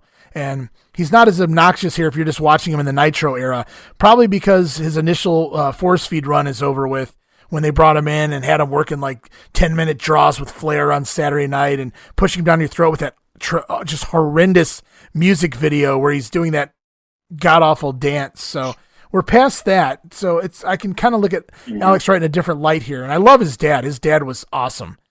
Steve Wright. You guys go check him out on YouTube, man. He's a talent, man. I've actually never had an issue with Alex Wright. Actually, his match at Starrcade 94, I actually enjoy that match, him and Triple H, which is funny in and of itself. I never really had an issue with Alex Wright. I can get why. If I was older, I probably would be in the same boat as you, but Disco, man, I don't have the backstory like you do as far as the Radio WWF. I'm sure if I was listening to that and getting a little bit of that, he probably wouldn't have been as bad, but man, he's terrible to me. Yeah, I did like the match, the match position here. I like that they showcased 2 young guys here on Nitro. I thought that was really cool. It was a great opener. A lot of youth in the ring, some new talent in the ring, fresh moves, fresh faces, up-tempo match. So I like that. I like that they did that, and I hope they use that trend more often than not here. Yeah, same here. That standing dropkick he did on Disco, when Disco's on the top rope, that's just ridiculous, man. Oh yeah, Alex Wright did have some hops. He was tall. He was a tall guy, lanky, but man, he could get up, and a lot of his moves looked really good. So, like you, man, I'm with you. It wasn't a terrible opener. I'm just not a fan of the gimmick here. Right. So we move on to a Hulk Hogan promo. It's a pre-tape with Jimmy Hart. It's absolutely ridiculous. Hogan's in a neck brace. He's selling the neck snap from War Games from the Giant, but he's bent over, and Jimmy Hart has the World Championship belt on the back of Hogan's neck, and Hogan's doing not sit-ups but stand-ups, trying to work out his neck with his belt, which you can see Jimmy Hart he's not even allowing the belt to actually rest on Hogan's neck. He's like literally helping relieve the weight of the stupid championship belt while Hogan's doing this. It's terrible. The whole damn segment's terrible, but Hogan says he isn't missing any workouts. He challenges the Giant to a match, which is going to take place at Halloween Havoc. He says he's going to slam the Giant through the mat and lay him to rest next to his dead father. Right where Hogan beat his dead father, which is in the pay-per-views in Detroit. Of course, in Pontiac is where Hogan beat Andre at WrestleMania 3. So he's referencing Andre again, but they refuse to say his name. So at least they keep Andre's name out of all this mess. Yeah, that's a good thing. Hogan doesn't just challenge him to a world title match. He challenges him to a monster truck match, which we don't even know what that is at this point, but they're selling it as machine versus machine and then man versus man. Terrible idea. We've already kind of talked about that a little bit, but this is, as far as I know, this is Hogan's first reference in calling the Giant the big, stinky, nasty, rotten Giant. Dude, that's the first time I heard Hogan drop that. It won't be the last time. No, it's not. That's what he refers to him for quite a while. Kind of stupid. It feels weird. Like watching it now, he feels so dated and old already. Being in WCW, like what? Yeah, and he was. That's why he had lost fans. He had lost. They started slipping on the buy rates. I think I read like Fall Brawl and Havoc do not so good buy rates, especially Fall Brawl. Yeah, and I think that being in WCW sped up the process of him getting stale. I think Vince would have done a decent enough job of protecting him and possibly tweaking things the way things were done. Whereas he went to WCW and just went straight into Cartoon City. And that's not what, even in 94, WCW is putting on tremendous, matches with Flair, Steamboat, and those guys. And Hogan comes in and completely flips the scripts and probably pissed off half the fan base. And I think that just sped up the process. But yeah, he's gone for a while coming up. So that's a good thing. We move on to a recap from last week. It's the segment between Lex Luger and Randy Savage where Savage slaps Luger, challenges him to a fight. Mean Gene's back here again this week. He's got Randy Savage out there once again in the ring, and immediately Savage calls Lex Luger to the ring, and here comes Lex basically running or jogging out to the ring, so they're trying to get as much as they can in their 1 hour of programming. So Luger comes jogging out to the ring. He says Randy Savage has a lack of respect for Lex. Lex says he's wrestled Sting and Hogan, and now he has mutual respect with them, so maybe him and Savage need to wrestle in order to have respect for one another. He says Savage lacks common sense for slapping him last week, so Luger challenges Savage to a match next week on Nitro, and Lex goes so far as to say he's going to put his title shot against Hogan on the line, and if he can't beat Savage next week, Luger says he will leave the WCW. Seems kind of fast. He just got here and he's already going to leave if he can't beat Savage. Where's he going to go? I mean, there's nowhere else to go for him. ECW. Could you imagine 1995 Lex Luger in ECW? Oh my God, that would have been tremendous just for the fan reaction. Oh man, there would have never been a bigger heel. Oh, I know. It would have worked. Heyman would have made it work. But I think the announcers even reference that. They're like, well, he kind of already up and left that other place, and if he loses next week, where's he going to go? There's always I want to say Mongo brought that up. Yeah. I think Mongo mentioned it. I thought that was pretty cool. Yeah, another good segment between these two, I think. I mean, they have their one or two angles that they're really pushing week after week, and this is one of them, and I think this is probably the best one they got going right now. It's definitely better than Hogan and Giant, for sure. Yeah, and I thought their promo this week was better than last week. Even though it wasn't as hostile, like Savage wasn't slapping Luger or anything like that, I still thought this promo was better. It got more across as far as their storyline goes, I thought. Yeah, same here. And we move into the next match. It's Kurosawa with Colonel Rob Parker taking on Sergeant Craig Pittman. And both of these guys are still fairly green. Of course, New Japan green is not United States green, though. Kurosawa's leaps and bounds ahead of Craig Pittman and really probably any rookie or sophomore wrestler in the United States. Kurosawa's pretty solid, but Bischoff's shitty back leg round kick calls always annoyed me, and we got plenty of those here with Kurosawa in the ring. I absolutely hated when Bischoff started throwing out those back leg round kick, front leg ass kicks, whatever the hell. So it just, he did it here and it just always annoyed the piss out of me. Yeah, same here. If you don't know what it's called, do a water maneuver and get it over with. I mean, come on. Don't embarrass yourself or discredit the move. I mean, do a little research. Go talk to Mike Tenay. Kurosawa did one of his signature moves on the concrete out there. He pulled up the mat, and it's kind of a fall-away slam over the shoulder, almost like a Samoan drop, but just over the one shoulder. Tonka did that every once in a while too, but I'm not really sure what the name of the move is. Maybe this is a what a maneuver, but Kurosawa does that to Pillman on the floor on the concrete. It seemed kind of odd to just bust that out in a mid-card match here on Nitro, but it was cool. Pillman played the badass heel against the Cobra going into here, so this is basically a heel versus heel match for all intents and purposes. Pillman backdrops Kurosawa outside, backdrops him over the top rope to the floor. There's no disqualification. I almost had a flashback to 1989 NWA here. Bischoff even points it out. I even put down. Okay. What'd you put down? Ahead, no, tell me. I want to know. I was just going to say, Pillman backdrops Sawa over the top rope and no DQ. I was like, whether it's 89 or 95 WCW, Justin forces shit when they feel like it. That's basically what Bischoff said, too, matter. on commentary.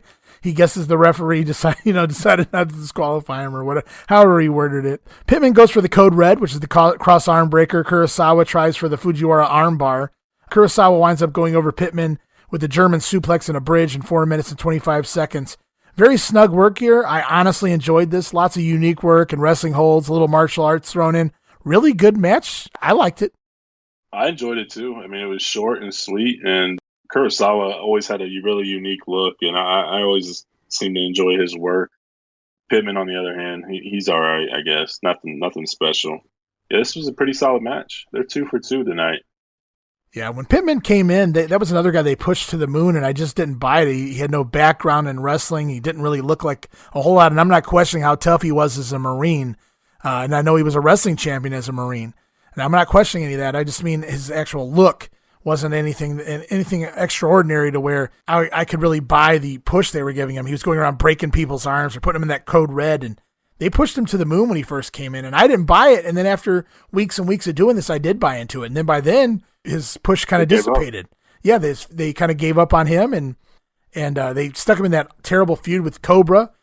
Cobra's the future NWO Sting, by the way, for anyone who doesn't know. But yeah, so Kurosawa here with the win. Craig Pittman's basically fading into the sunset here as far as getting a push goes.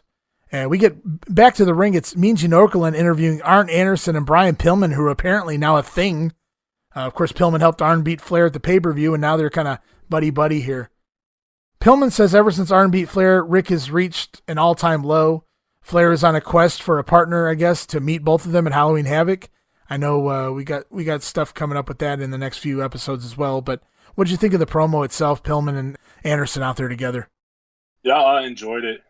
Pillman's promo was awesome, and then Arn says what goes around comes around, and it's coming around. I thought that was really good. So this is a really good promo. Promo for WCW Saturday night. The Giant will be there along with Kevin Sullivan, the new World Tag Team Champions, the American Males. Sting wrestles Johnny B. Bad for the U.S. title. Are you shitting me? Johnny B. Bad goes 30 minutes with Brian Pillman on the pay-per-view, and the payoff match is on fucking WCW Saturday night. Are you serious, Steve? I'm not serious, but Bischoff was putting stuff on there. I mean, how far in advance did they record Saturday night? I'm just curious if you knew. I don't know if you know off the top of your head, but it depends on the week. I mean, I don't know when this one was specifically recorded. It could have been recorded after the pay-per-view for all I know. It's just it just seems odd that you put this match on pay-per-view, 30 minutes of your pay-per-view time. That's just over a sixth of your pay-per-view was this match. It went longer than the frickin' War Games match. And you're throwing the match away on Saturday night. I'm wondering if they had that in the can for, maybe a month, and that's just the way it goes. I guess there's a number of different ways you can look at it, but yeah. And there's a whole angle on Saturday night that goes into. It's not even – so I'm wondering if that could be it too. Right. If you want to talk about it now, we can. Obviously, it doesn't happen. He ends up with a feud with DDP out of it. He doesn't even get his title match. They kind of have like a Saturday night feud. So, again, it just makes that match on the pay-per-view completely worthless. They lose. They job the next night, both guys. He doesn't even end up with a title match. And it's all done for Saturday night. Yeah, and it's forgotten about. He never gets the title match. I thought Sting was a fighting champion. He says he had a he says he has a flat tire. Paige talks about the 4 flat tires. I never said I had 4 flat Yep. tires. Yeah, that goes back to Austin Idol and Michael Hayes. That's Georgia Championship Wrestling. They recreated an angle from the early 80s. It's pretty cool. I've always enjoyed that angle, and I thought it was unique and different. I mean, I haven't seen Georgia, but either way, it's cool. I mean, they did all that for a Saturday night angle. It's one of my favorite angles from Georgia. I mean, it's really cool. With one of my favorite guys, Austin Idol. Austin Idol, darling. Hayes. Yeah, but that was good, How Michael good could it Hayes. be? That was early '80s Michael Hayes. That was good. Right on. I Is it out liked there? early '80s Michael Hayes. Oh yeah. So I know there's not a anyway, lot of Georgia with the Ole, but there's we'll move on. there's plenty of Georgia. There's plenty of Georgia. You just got to know where to look. Last note on Saturday night is Dusty Rhodes going to come there, baby. Going to be the new announcer. I'm going to talk about all the clubbering, if you will. You know what clubbering is, Steve? That's when you put 4/5 on a man. That's 2 guys 4/5, if you will. Clubbering a man down. It's like Dusty is alive with us. Alive and well, baby. We got an Ultimate Warrior suck up. You can put milk in it, juices, whatever you want. Sorry, guys. It's a WrestleMania 6 Coliseum video. He celebrated his birthday. He's 70. He'd been 75, I think it was. Rest in peace, Dusty. Yeah. Love you, baby. Thank you for all the years of entertainment.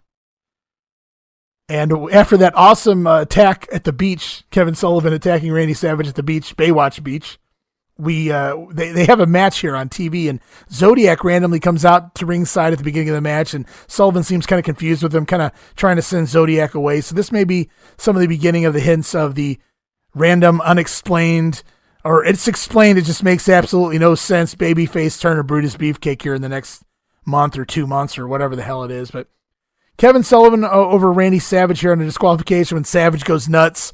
He throws Zodiac into the ring. He tosses the referee, Randy Anderson, down. Anderson calls for the bell. Sloppy match. I think in another era, Randy Savage and Kevin Sullivan would have been intense and fun in the right territory and in the right era. But here in 95, not so much. But Sullivan gets the win with a DQ and Savage tosses the referee down. Savage drops Zodiac onto the mat. He slams Sullivan on top of him. He goes up for the elbow drop, drops it on both of them, but Sullivan moves. Savage winds up only connecting the elbow with Zodiac, and according to Meltzer, Savage injures the collarbone of Beefcake here, and it says Zodiac's going to be out for a little bit. But I know Savage winds up wrestling Zodiac at Halloween Havoc, so I'm not sure if that injury is really as bad as Meltzer claims it was at this point. I didn't see that part in the Observer, but that's interesting. I thought it looked clean. I actually read the Observer before I watched this match, so I looked intently at this move, and it just looked like a normal elbow drop to me. I'm not saying things can't look normal and an injury can happen. I'm just saying that I know Zodiac's back around here in a few weeks' time, so it may not be as bad as Meltzer let on at this point. Directly after the match, though, the Giant comes rushing down to the ring, choke slams Savage multiple times. We get Job Guys starting to run, and Frankie Lancaster's out there. Mark Starr's out there. They're taking choke slams from the Giant. Alex Wright comes out, leaps off the top rope right into, I'm not really sure what the hell it was, a spine buster, an attempted choke slam. But anyways, Giant drives Alex Wright into the mat, and he's just destroying everyone in sight. And here comes Lex Luger out to the ring, and Savage is laying there prone. And there's already discussion of if Lex Luger's part of the Dungeon of Doom. Luger comes in the ring, and Kevin Sullivan's laughing, and Luger stands over top of Randy Savage. But he doesn't have an opportunity to do anything because the Giant attacks Luger as well, chokeslams Luger to the mat. So we really don't know what the hell's going on here with Luger. Well, first thing I want to say about this is when Alex Wright came out, Eric Bischoff, I don't know if you picked up on this, but Bischoff says it's Luger. Here comes Luger. And he kind of just basically spoiled what was going to happen. Right. No, I didn't catch that. Right, Luger. Yeah, I didn't catch that. But yeah, I thought this was really good because it kind of just continues that storyline. Because Savage has been accusing Luger of being in the dungeon. If he's in the dungeon, why would the Giant beat him up? So it's a good way to even play it up even more so. Okay, maybe they just beat up Luger just to show that he's not in the dungeon, even though he is in the dungeon. I think one of the announcers pick up on that. So he's basically showing that, you know what, Savage, you're full of shit. I'm not in the dungeon. I have nothing to do with this. He beat me up too. So I really enjoyed this. I enjoyed all of it. I enjoyed the whole segment. Yeah, the guessing game continues with Lex Luger, and I remember just week to week being confused as hell, even when he actually does eventually align himself with who he aligns himself with. I still couldn't figure out what the hell was actually going on with all of that week to week. So it's intriguing what's going on with Lex Luger right now. And as far as go back and you mentioned about Bischoff spoiling Luger coming out by calling Alex Wright Luger because he was expecting Luger, that's why it's good for your announcers not to know everything that's about to happen on a show. Unfortunately, Bischoff's the one that's in charge of the show, so he does know what's going on, and basically he's already foreshadowing things, and he's going to have to try to pull back from doing that in the future. Mm-hmm. Now, we're gonna close the show with probably the lamest main event in Nitro history. Well, I can't say Nitro history because there's 99, 2000, 2001, but certainly probably in the early years of Nitro, it's Ming versus Lex Luger in the main event of the program, and Luger's still laying there after the commercial break. He's still selling the Giants choke slam. So Ming comes rushing out to the ring, and probably the fastest speed I've ever seen Haku travel. But it's basically the Ming show.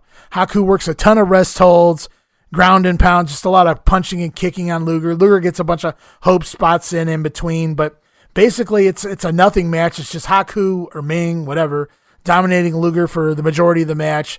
Luger gets in a few shots here and there. Ming pulls the golden spike out, jabs it into Luger for the finish, gets the win after hitting him with the foreign object. And the entire match goes 6 minutes and 47 seconds.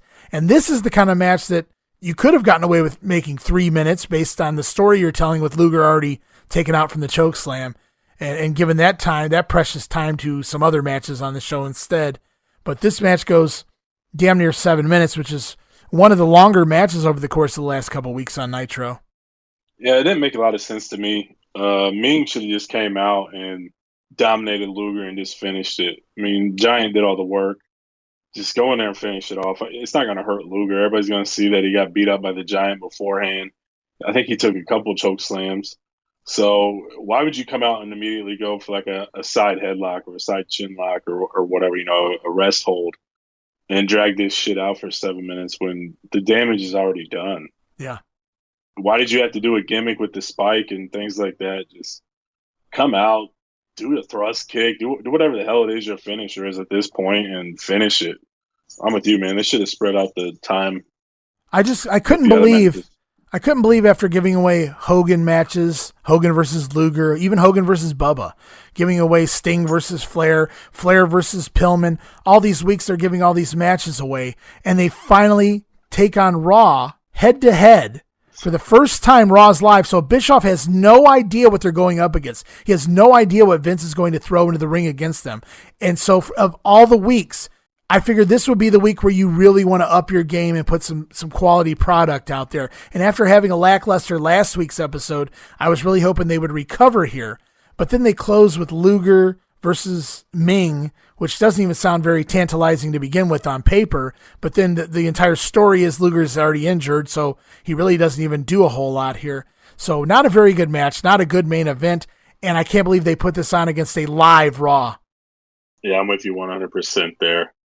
You kind of knew like you said, you knew what you was going up against all the other weeks, and you loaded those shows up. So what makes you think WWF's going to do anything different than what they've been doing? Yeah, it's their first live show, but at the same time, you just can't flip a promotion on its head just because you're having one live head-to-head show with some talent. So it didn't make any sense to me. I figured you had a pre-tape Hogan promo, Savage with an interview. Sting wasn't even on this show. And this was your first live head-to-head, and you start with Alex Wright and Disco, then you go Kurosawa, Craig Pittman. It's completely backwards from what they've been doing. Yeah, and it didn't make any sense at all. It's so funny to watch the first couple of weeks of Nitro. They were introducing all of these new talents. They were doing all these big matches. And you can't do that every week. You can't introduce new talent forever. You can't have a gigantic main event every week. Otherwise, you're going to play everything out, and there's nothing for pay-per-view, especially, if you give us finishes. So I get all that, but it's just the wrong week not to do any of that. And I wonder if they've already had all their eggs in one basket here with all of the new guys coming in. because it seemed like they introduced like 5 new guys on the first Nitro, and we've seen nothing last week or this week. And I know Eddie's coming and Dean's coming and things like that, so not such a big deal, but it just, I don't know. It just seems weird. So underwhelming. Yeah. And we do learn next week that it seems like they would have used this for this week's Nitro. It's Luger versus Savage next week, and Hulk Hogan returns to the show. And you can't really control when Hogan's going to be there. He's going to tell you when he can be there, brother. So I'm not really upset that Hogan didn't appear on this episode, but it seems like they could have done Luger and Savage here at the very least. But it is what it is, and we'll see what happens on next week's episode. As we move into... Oh, no, wait. I forgot to ask you. Another lackluster Nitro for me, but what was your favorite segment on the show? I'm going to have to go with Macho Man and Kevin Sullivan. I thought it did a good job of getting the feud over with Luger and Macho, and I'm intrigued by that storyline right now. I went with that. I'm actually going to everybody's going to scratch their head on this, because what I'm doing, I'm not telling you guys what should be the segment of the night, the match of the night. I'm also not going to pick what should be looked at from other people as what I should be picking. Like, these are the top 2 guys, so you should pick this match as the segment of the night because of the names involved. This is about what I enjoyed most. That's all I'm doing here. I've made that decision already as we kick off the Monday Warfare show, because I don't want to pick Flair versus whoever every week if I didn't care for the Flair match, just because Flair's in it or because it sets something up in the future. I'm picking what I enjoyed most. And I think that you hit the nail on the head there as far as, what the Savage and Sullivan match did. So I'm on board with your decision. It's not my choice, but I get why you picked what you picked. I think for just a brief period of a segment, I really enjoyed watching Giant just chokeslam the hell out of everybody. I remember when that happened live. Like, I still remember that. Like, it was just cool. This dude's just murdering. He's 911ing everybody, basically. But pretty much. Honestly, my favorite thing on the show was Pillman versus Kurosawa. It was just different. I liked the Japanese style. I liked Pillman's amateur style there. It was just different, and I enjoyed it. And that was like my favorite thing. If I had to go back and watch one thing on the show, that's what I would go back and watch. And that's basically how I'm looking at this. I'm not looking at it from a main eventer standpoint. Well, the Giants working Hogan in the main event, so that's more impactful than Pillman and Kurosawa. From a storyline standpoint, absolutely. But I'm just telling you what I enjoyed the most. And for me, I think it was the Kurosawa match. Although close second is watching the Giant just murder everyone. If you're talking just what was entertaining, I'm with you. Like, I really like that Kurosawa match. He was different. And I like how Bischoff, even though it happened quite a while beforehand, he really pushed Hawk getting his arm broke by Kurosawa to get him over. Yeah. That was cool. But yeah, I'm with you, man. It was a fun, entertaining match, and that's all that matters, really. I'm just really intrigued. I've always been intrigued by this Luger triangle storyline here with Savage and Sting that really never gets a payoff, because somehow they drag this on and on and on until next July and get no payoff, and it kind of gets dropped with the NWO. So that's disappointing, and I don't want to give away too many spoilers, but everybody knows this by now. I really enjoy it because I was always intrigued on where they were going to go with it. And we're going to go to Monday Night Raw. It's the first live Raw up against Nitro. They're in Grand Rapids, Michigan. It's the night after In Your House, which took place in Detroit. So they're still in Michigan here, September 25th. And quick results from In Your House. It's Savio Vega going over Waylon Mercy with the spin kick. I think that may have been Mercy's last match, or at least one of his last matches, and he looked pretty rough in that match. I remember watching it, and every time he hit the ropes, it looked like he was in pain trying to run the ropes.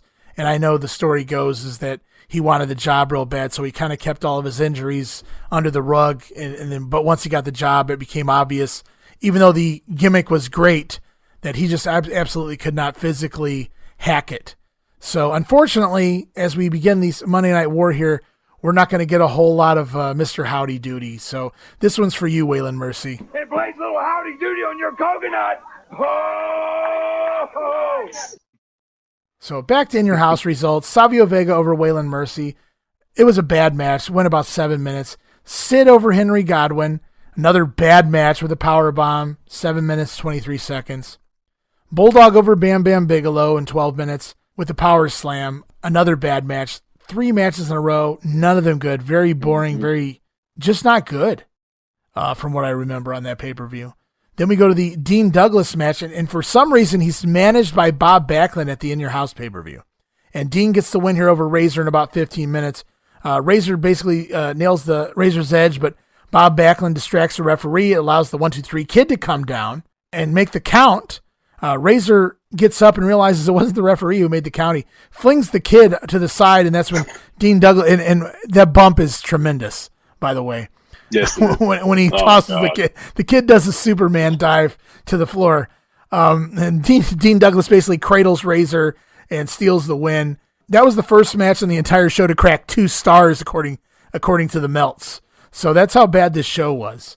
But yeah, I didn't understand the whole Backlund thing. I think they just decided they needed somebody at ringside, and Bob Backlund wasn't doing anything because he doesn't continue to associate with Douglas. So it was just a weird situation there. And here's the match. It was Bret Hart taking on Lafitte here on this pay-per-view. Yeah. Bret gets the win over Jean-Pierre Lafitte in nearly 17 minutes with a sharpshooter. And I think that was the match of the night, if I remember correctly. And based on looking at the results of the rest of this show, there's no doubt it was the match of the night. Solid match. Oh my God, I love that match. Bret did a great job in 95 working the guys that were not really getting pushes, Hakushi, Lafitte, and having great matches with them. Yeah, that's one of my favorite Bret matches. It's kind of weird because it's Lafitte and it really has no purpose other than no significance, getting Lafitte a match. But yeah, Bret and Lafitte was awesome. So they did an angle during this In Your House pay-per-view where Owen Hart was late to the arena. He wasn't there. And they needed to find a replacement for Owen in the triple header match. So naturally, Cornette goes and gets the Bulldog, whom he also manages. So Cornette's managing the Bulldog, so naturally it seems obvious that he goes and gets the Bulldog to replace Owen.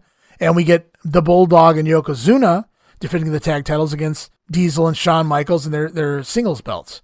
What it winds up happening is Owen comes running in at the end of the match and dives into the ring and immediately gets jackknifed and pinned by Diesel.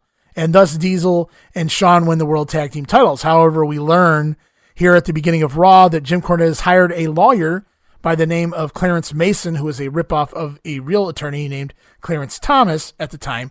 And they have a meeting with Gorilla Monsoon, and basically they say that Bulldog was made the legal man in that match, and so Owen running in should have been null and void. Owen was not a participant in the match. So the pinfall never counted, and thus the titles are returned to Yokozuna and Owen Hart. So you really feel gypped if you ordered that pay-per-view, and that was the reason you ordered it, was for that main event match, and you turn around here on Raw, and the belts are given back to Yokozuna and Owen Hart. Yeah, I agree with you there. The idea on paper is really cool, but you pigeonhole yourself because unless you use it as a creative way to like drop the IC title or something like that, it's not going to work, because if you put the tag straps on these guys, who's going to do the job to lose them back? And who's going to beat them? I mean, there's really nobody on the roster that's even close to Shawn and Diesel together. Not even Yoko and Owen and them guys. So there's really no teams that can match up with them. So they had to do something, and they got a little creative.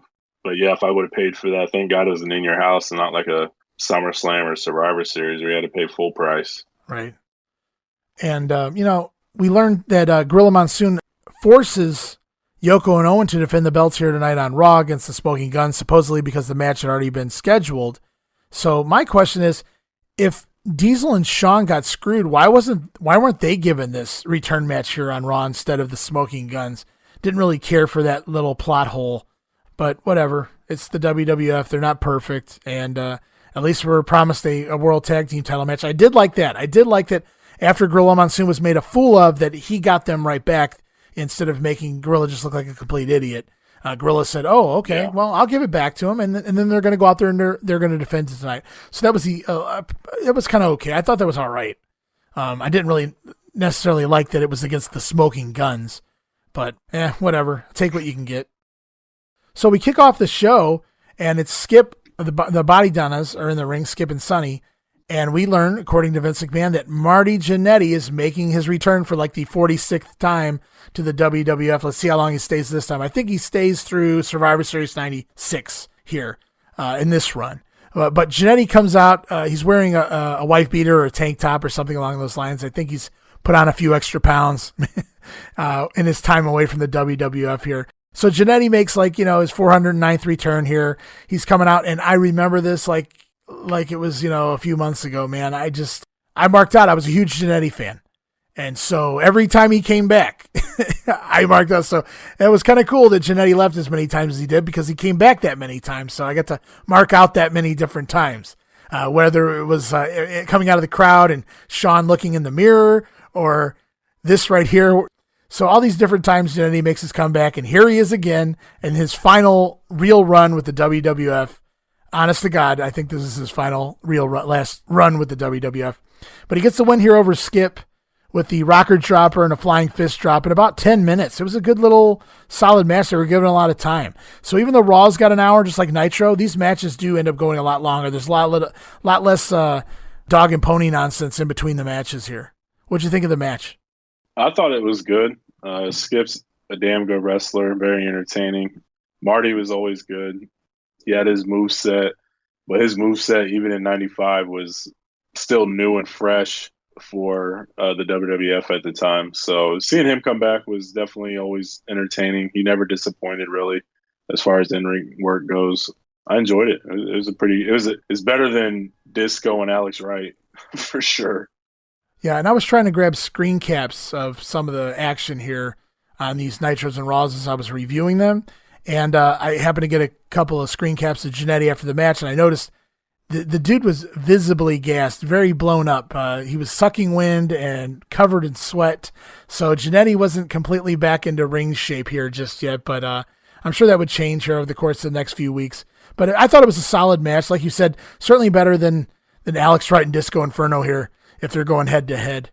At this point, we go back again. We see more highlights earlier today of the meeting between Gorilla Monsoon, Jim Cornette, and Clarence Mason. So nothing, we already really discussed that. So we'll move into the next match, which is the match that's set up, the World Tag Team title match between Yokozuna and Owen Hart, the champions, and the Smoking Guns. And right away, high praise. Billy Gunn has shaved that mustache off his face.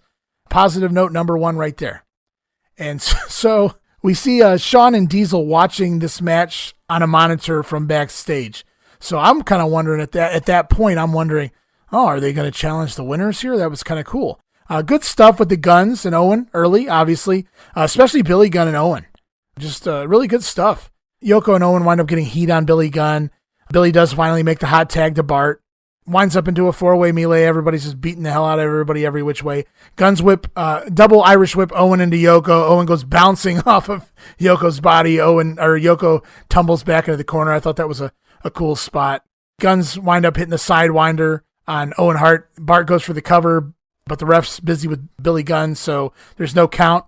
Yoko tries to run over and splash Bart, but Bart moves, and Yoko winds up splashing his own partner. Yoko splashes Owen.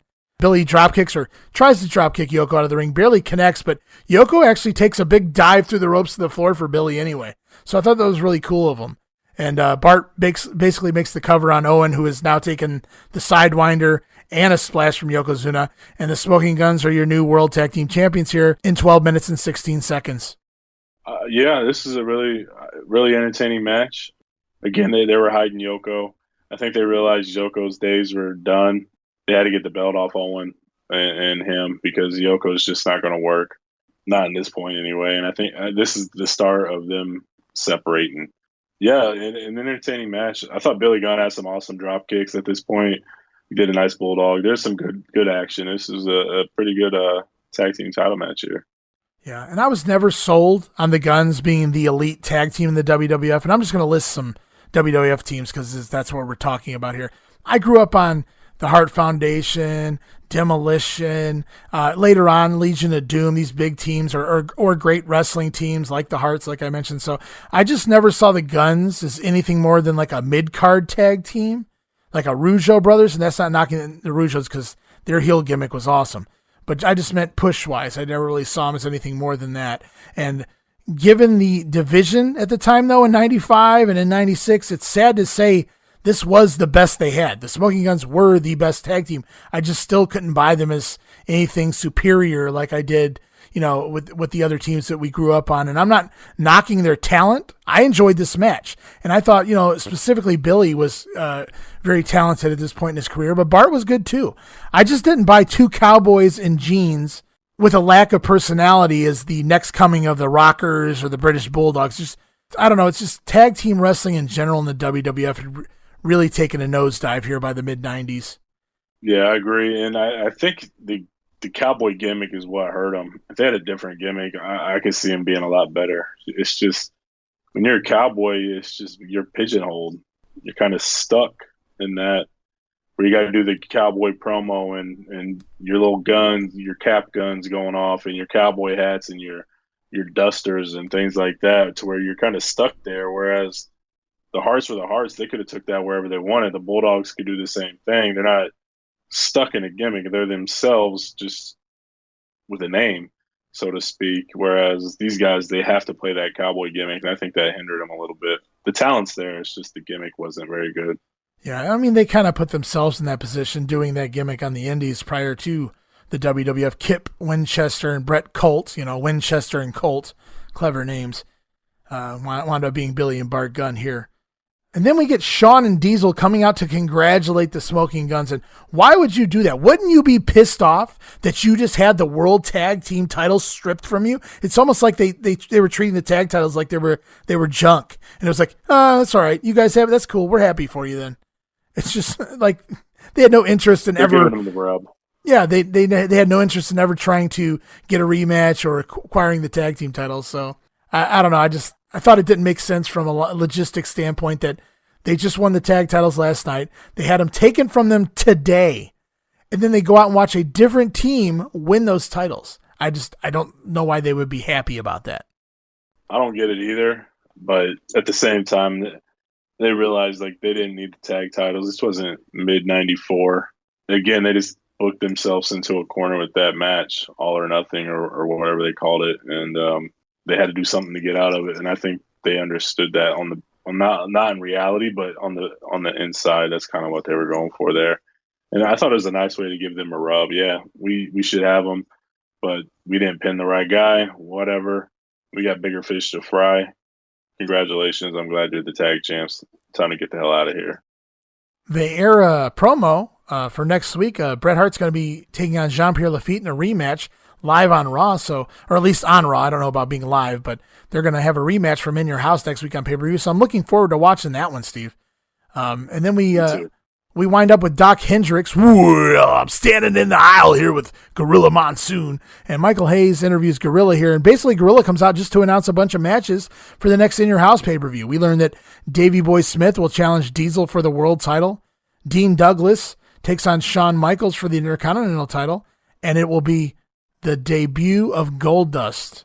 So it's they're already setting up a pretty solid card on paper, mind you. Let's not forget that the Goldust match is pretty much abysmal, and that the Davey versus Diesel match is what Jim Cornette calls the worst match he ever participated in his entire career. And then also the Shawn Michaels and Dean Douglas match doesn't even take place because of what happens with Shawn Michaels and those thugs that ranged anywhere from 1 to 406 guys based on whoever was telling the story. That's the lineup for right now anyway. Looks good on paper, Steve. Yeah, it does. I'm intrigued. We close the show, main event, another big match. So we've already done Marty Jannetty returns, which is a really very cool way to kick off your show. Familiar face that's been with the company for several years, going back to 1988. Then we go on to a World Tag Team title match with the title changes hands. And now we're closing the show with two top names.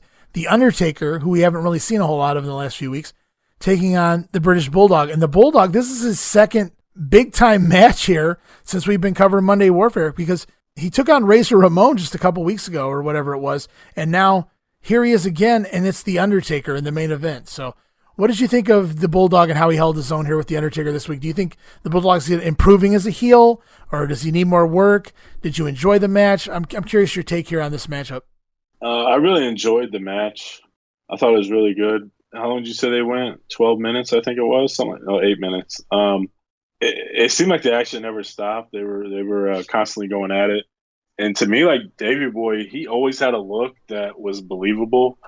Just the eye test. He passed the eye test. So seeing him in the ring with the Undertaker, I didn't feel like he was overmatched. Whatever the case may be, I felt like he fit in here. I felt like he fit in the position that he was given at this point. Yeah, I really did like this match. I thought it was really good. Yeah, and it was a good segment of moves going on near the end of the match. The Undertaker counters the running power slam. He slides behind the Bulldog, delivers a back suplex for both men to go down. Winds up going for old school, or at this point, I guess it was just school. Nails that. It's some back and forth from there, and then the Undertaker finally hits the chokeslam on Bulldog, which brings Mabel into the ring for interference and a disqualification. Davey Boy and Mabel attack the Undertaker, and I was okay with the DQ match. Went about 7.5 minutes, by the way. I was okay with this finish because we'd just seen a world title change in the match before this, so you can get away with a DQ finish here, and it doesn't really upset you as a viewer. So it was a really well-booked show from beginning to end. A surprise return, a world title change, and then, two big names highlight the main event here. Even if it's a disqualification finish, it's a match you've never seen before. You've never seen The Undertaker and the British Bulldog in the ring at this level. So basically what happens is The Undertaker starts getting beaten on, men on a mission. Davey Boy Smith, they're all attacking The Undertaker. Shawn and Diesel rush out to make the save. So we kind of have even Steven there, a 6-man brawl going on when Yokozuna and Owen Hart wind up showing up. And now we got 5 heels out there and only 3 baby faces. So the Smoking Guns come back out and to even the odds. And so we have like a 10-man stare down. And unfortunately there wasn't a payoff because I kind of liked that. It kind of looked like it was building up to maybe a 10-man tag. And we don't really get to see that, but I thought that was kind of a cool way to close the show. Yeah, I thought so too. I think the Guns are in the process of taking a shower or something. They had to hurry up and get their pants back on or something because they had like soap and everything all over them. But yeah, it looked cool. It almost looked like they were starting to build towards Survivor Series a little bit. And I know they do somewhat with some of these matches. I know Mabel and those guys end up with The Undertaker, but that would have been one hell of a match. Undertaker and Diesel and Shawn versus in the Guns against Owen, Yoko, Mabel, and Bulldog. Mo in there, I guess. Yeah, you gotta throw Mo in there, or whoever. Doesn't matter. Yeah. But it was pretty entertaining. It was a cool visual, like you said, and it was a nice way to end the show. I thought they did a good job on their first live show head-to-head with Nitro. So Raw has a match that goes 10 minutes, then a match that goes 12 minutes and 15 seconds, then a match here that does 7.5 minutes. Every one of these matches were longer than in any match on Nitro. Nitro's average match seems to go anywhere between 5-6 minutes, so yeah, I never thought I'd see the day that the WWF would have more wrestling content on their show than WCW. But here we are in the world of the Monday Night War, and Vince put on a hell of a show tonight. He really came guns a-blazing here on this live episode. And the show closes. Seems like because they're live, they almost run out of things to do early. So we come back from commercial, and we've got Diesel and Shawn basically posing in the ring, and they're killing time, and they're throwing T-shirts, and Vince and Lawler seem to be talking just like they're filling time for absolutely no real reason, and then the show ends right there. And that's basically the way we close the show. I just thought Raw overall from top to bottom just killed Nitro this week. So if we're picking a show, I say Raw wins here, hands down. For September 25th, no doubt about it. I will say there's a couple things that happened on that commentary at the end. Lawler says that the 1-2-3 kid has been negotiating with Ted DiBiase. He kind of mentioned that. And I know that plays into an angle coming up. And then they run through the card for next week's show. The one thing that was weird, Vince was dancing with Shawn on the announce table, man. I don't know what the hell it was. I think I mentioned this last episode. But, man, this dude had a massive man crush. Insert whatever. Yeah, whatever the hell you want to put in there on Shawn. And I don't understand it. I don't get it. It's definitely weird because I've never seen Vince act that way towards any other wrestler. Now, Gorilla, on the other hand, maybe have done it for Hogan back in the late 80s, early 90s or whatever during the Hulkmania era. But if I ever saw Gorilla dance with Hulk Hogan, I might have lost my mind. That would have been... I mean, not necessarily the dancing, but man, the way he put over Hogan as the greatest athlete in the world, that sort of stuff, he really hammered it home. He did his job. But Vince with Shawn is completely opposite of that. Yeah, it's a different world. Weird. It's a different animal completely, the way Vince fawned over Shawn Michaels there in the mid-90s especially. It was downright uncomfortable at times. Yeah, absolutely. It almost makes you wonder if that's what Vince always wanted to be, was somebody like Shawn Michaels. Well, it's possible. He grew up wanting to be one of the Grahams. You know, the story goes that he, used to ride with Jerry Graham. No, was it Jerry Graham? Yeah, Jerry Graham. Vince's dad was not happy with that because the Grahams lived fast, and specifically Jerry Graham. And so that was Vince's idol growing up, were the Grahams, and specifically Dr. Jerry Graham. And there was even a story of Vince using peroxide to bleach his hair, and I don't think it turned out right at one point, trying to be like the Grahams at a young age. And he would, as a teenager, he would ride along with Jerry Graham in a convertible and things like that. So, yeah, I think Vince always wanted to be that outlandish. Well, Vachon's not a heel here, but you get what I mean, that cocky, charismatic character that the Grahams were. But, yeah, so anyways, segment of the night, Steve. I mean, take your pick. Jannetty's return, solid match there. World Tag Team title change, and The Undertaker versus Davey Boy, just two huge names going at it. Who you picking? I went with Undertaker and Bulldog, but I'm with you, man. There is nothing wrong at all with this show. You see Marty Jannetty versus Skip, and people are probably like, what the hell that's trash. It's not. It's a really good opener. Marty Jannetty worked his ass off. Skip is a hell of a performer. He doesn't get nearly the credit he deserves as a talent. He's tremendous. You had a tag title change and a decent match that made sense compared to the tag title change that we had on Nitro the week before. And then, of course, Undertaker and Bulldog for the first time in that sort of position. Just all around a tremendous show. I really enjoyed Raw. It didn't feel like it was slow and plodding like some of these other ones that we watched. Yeah, it was very up-tempo the entire hour. Very good from beginning to end.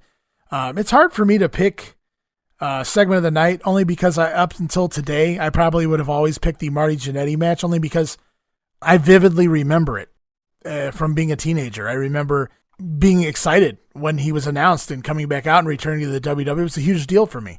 I was a Marty Jannetty mark.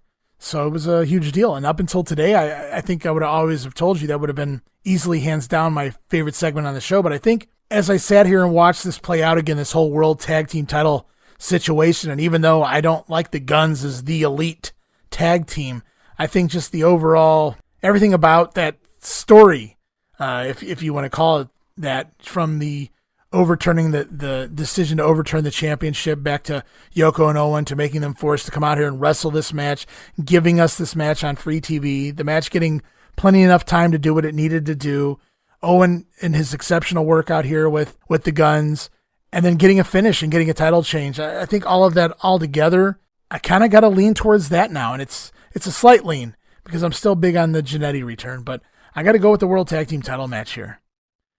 And we're going to take a real quick look at the ratings. Raw wins this week, hands down. Raw gets a 2.7 rating. Nitro, a 1.9. Raw beats Nitro by nearly an entire point this week, and they deserved it with what they put on versus what Nitro put on, Steve. This hands down the better show. I think it's probably one of the better shows that we've watched out of all 8 or 9 that we've watched so far. Wow, it's been that many? 7 shows. Oh, no. Yeah, 7 shows. It didn't feel like that many. I thought this was the best show overall that we've watched outside of maybe the first Nitro. But you can kind of throw the first Nitro out because you know that's going to be a good show. You have to have a good show for that or you're screwed. So as an actual, we're in the flow now. We're getting started. I felt like this is one of the better shows that we've watched so far. And it was very entertaining. Yeah, good call there. I mean, if you want to throw that first Nitro out the window because, I mean, it was the debut episode, this episode of Raw by far was the best thing that we've covered so far, in my opinion, anyway.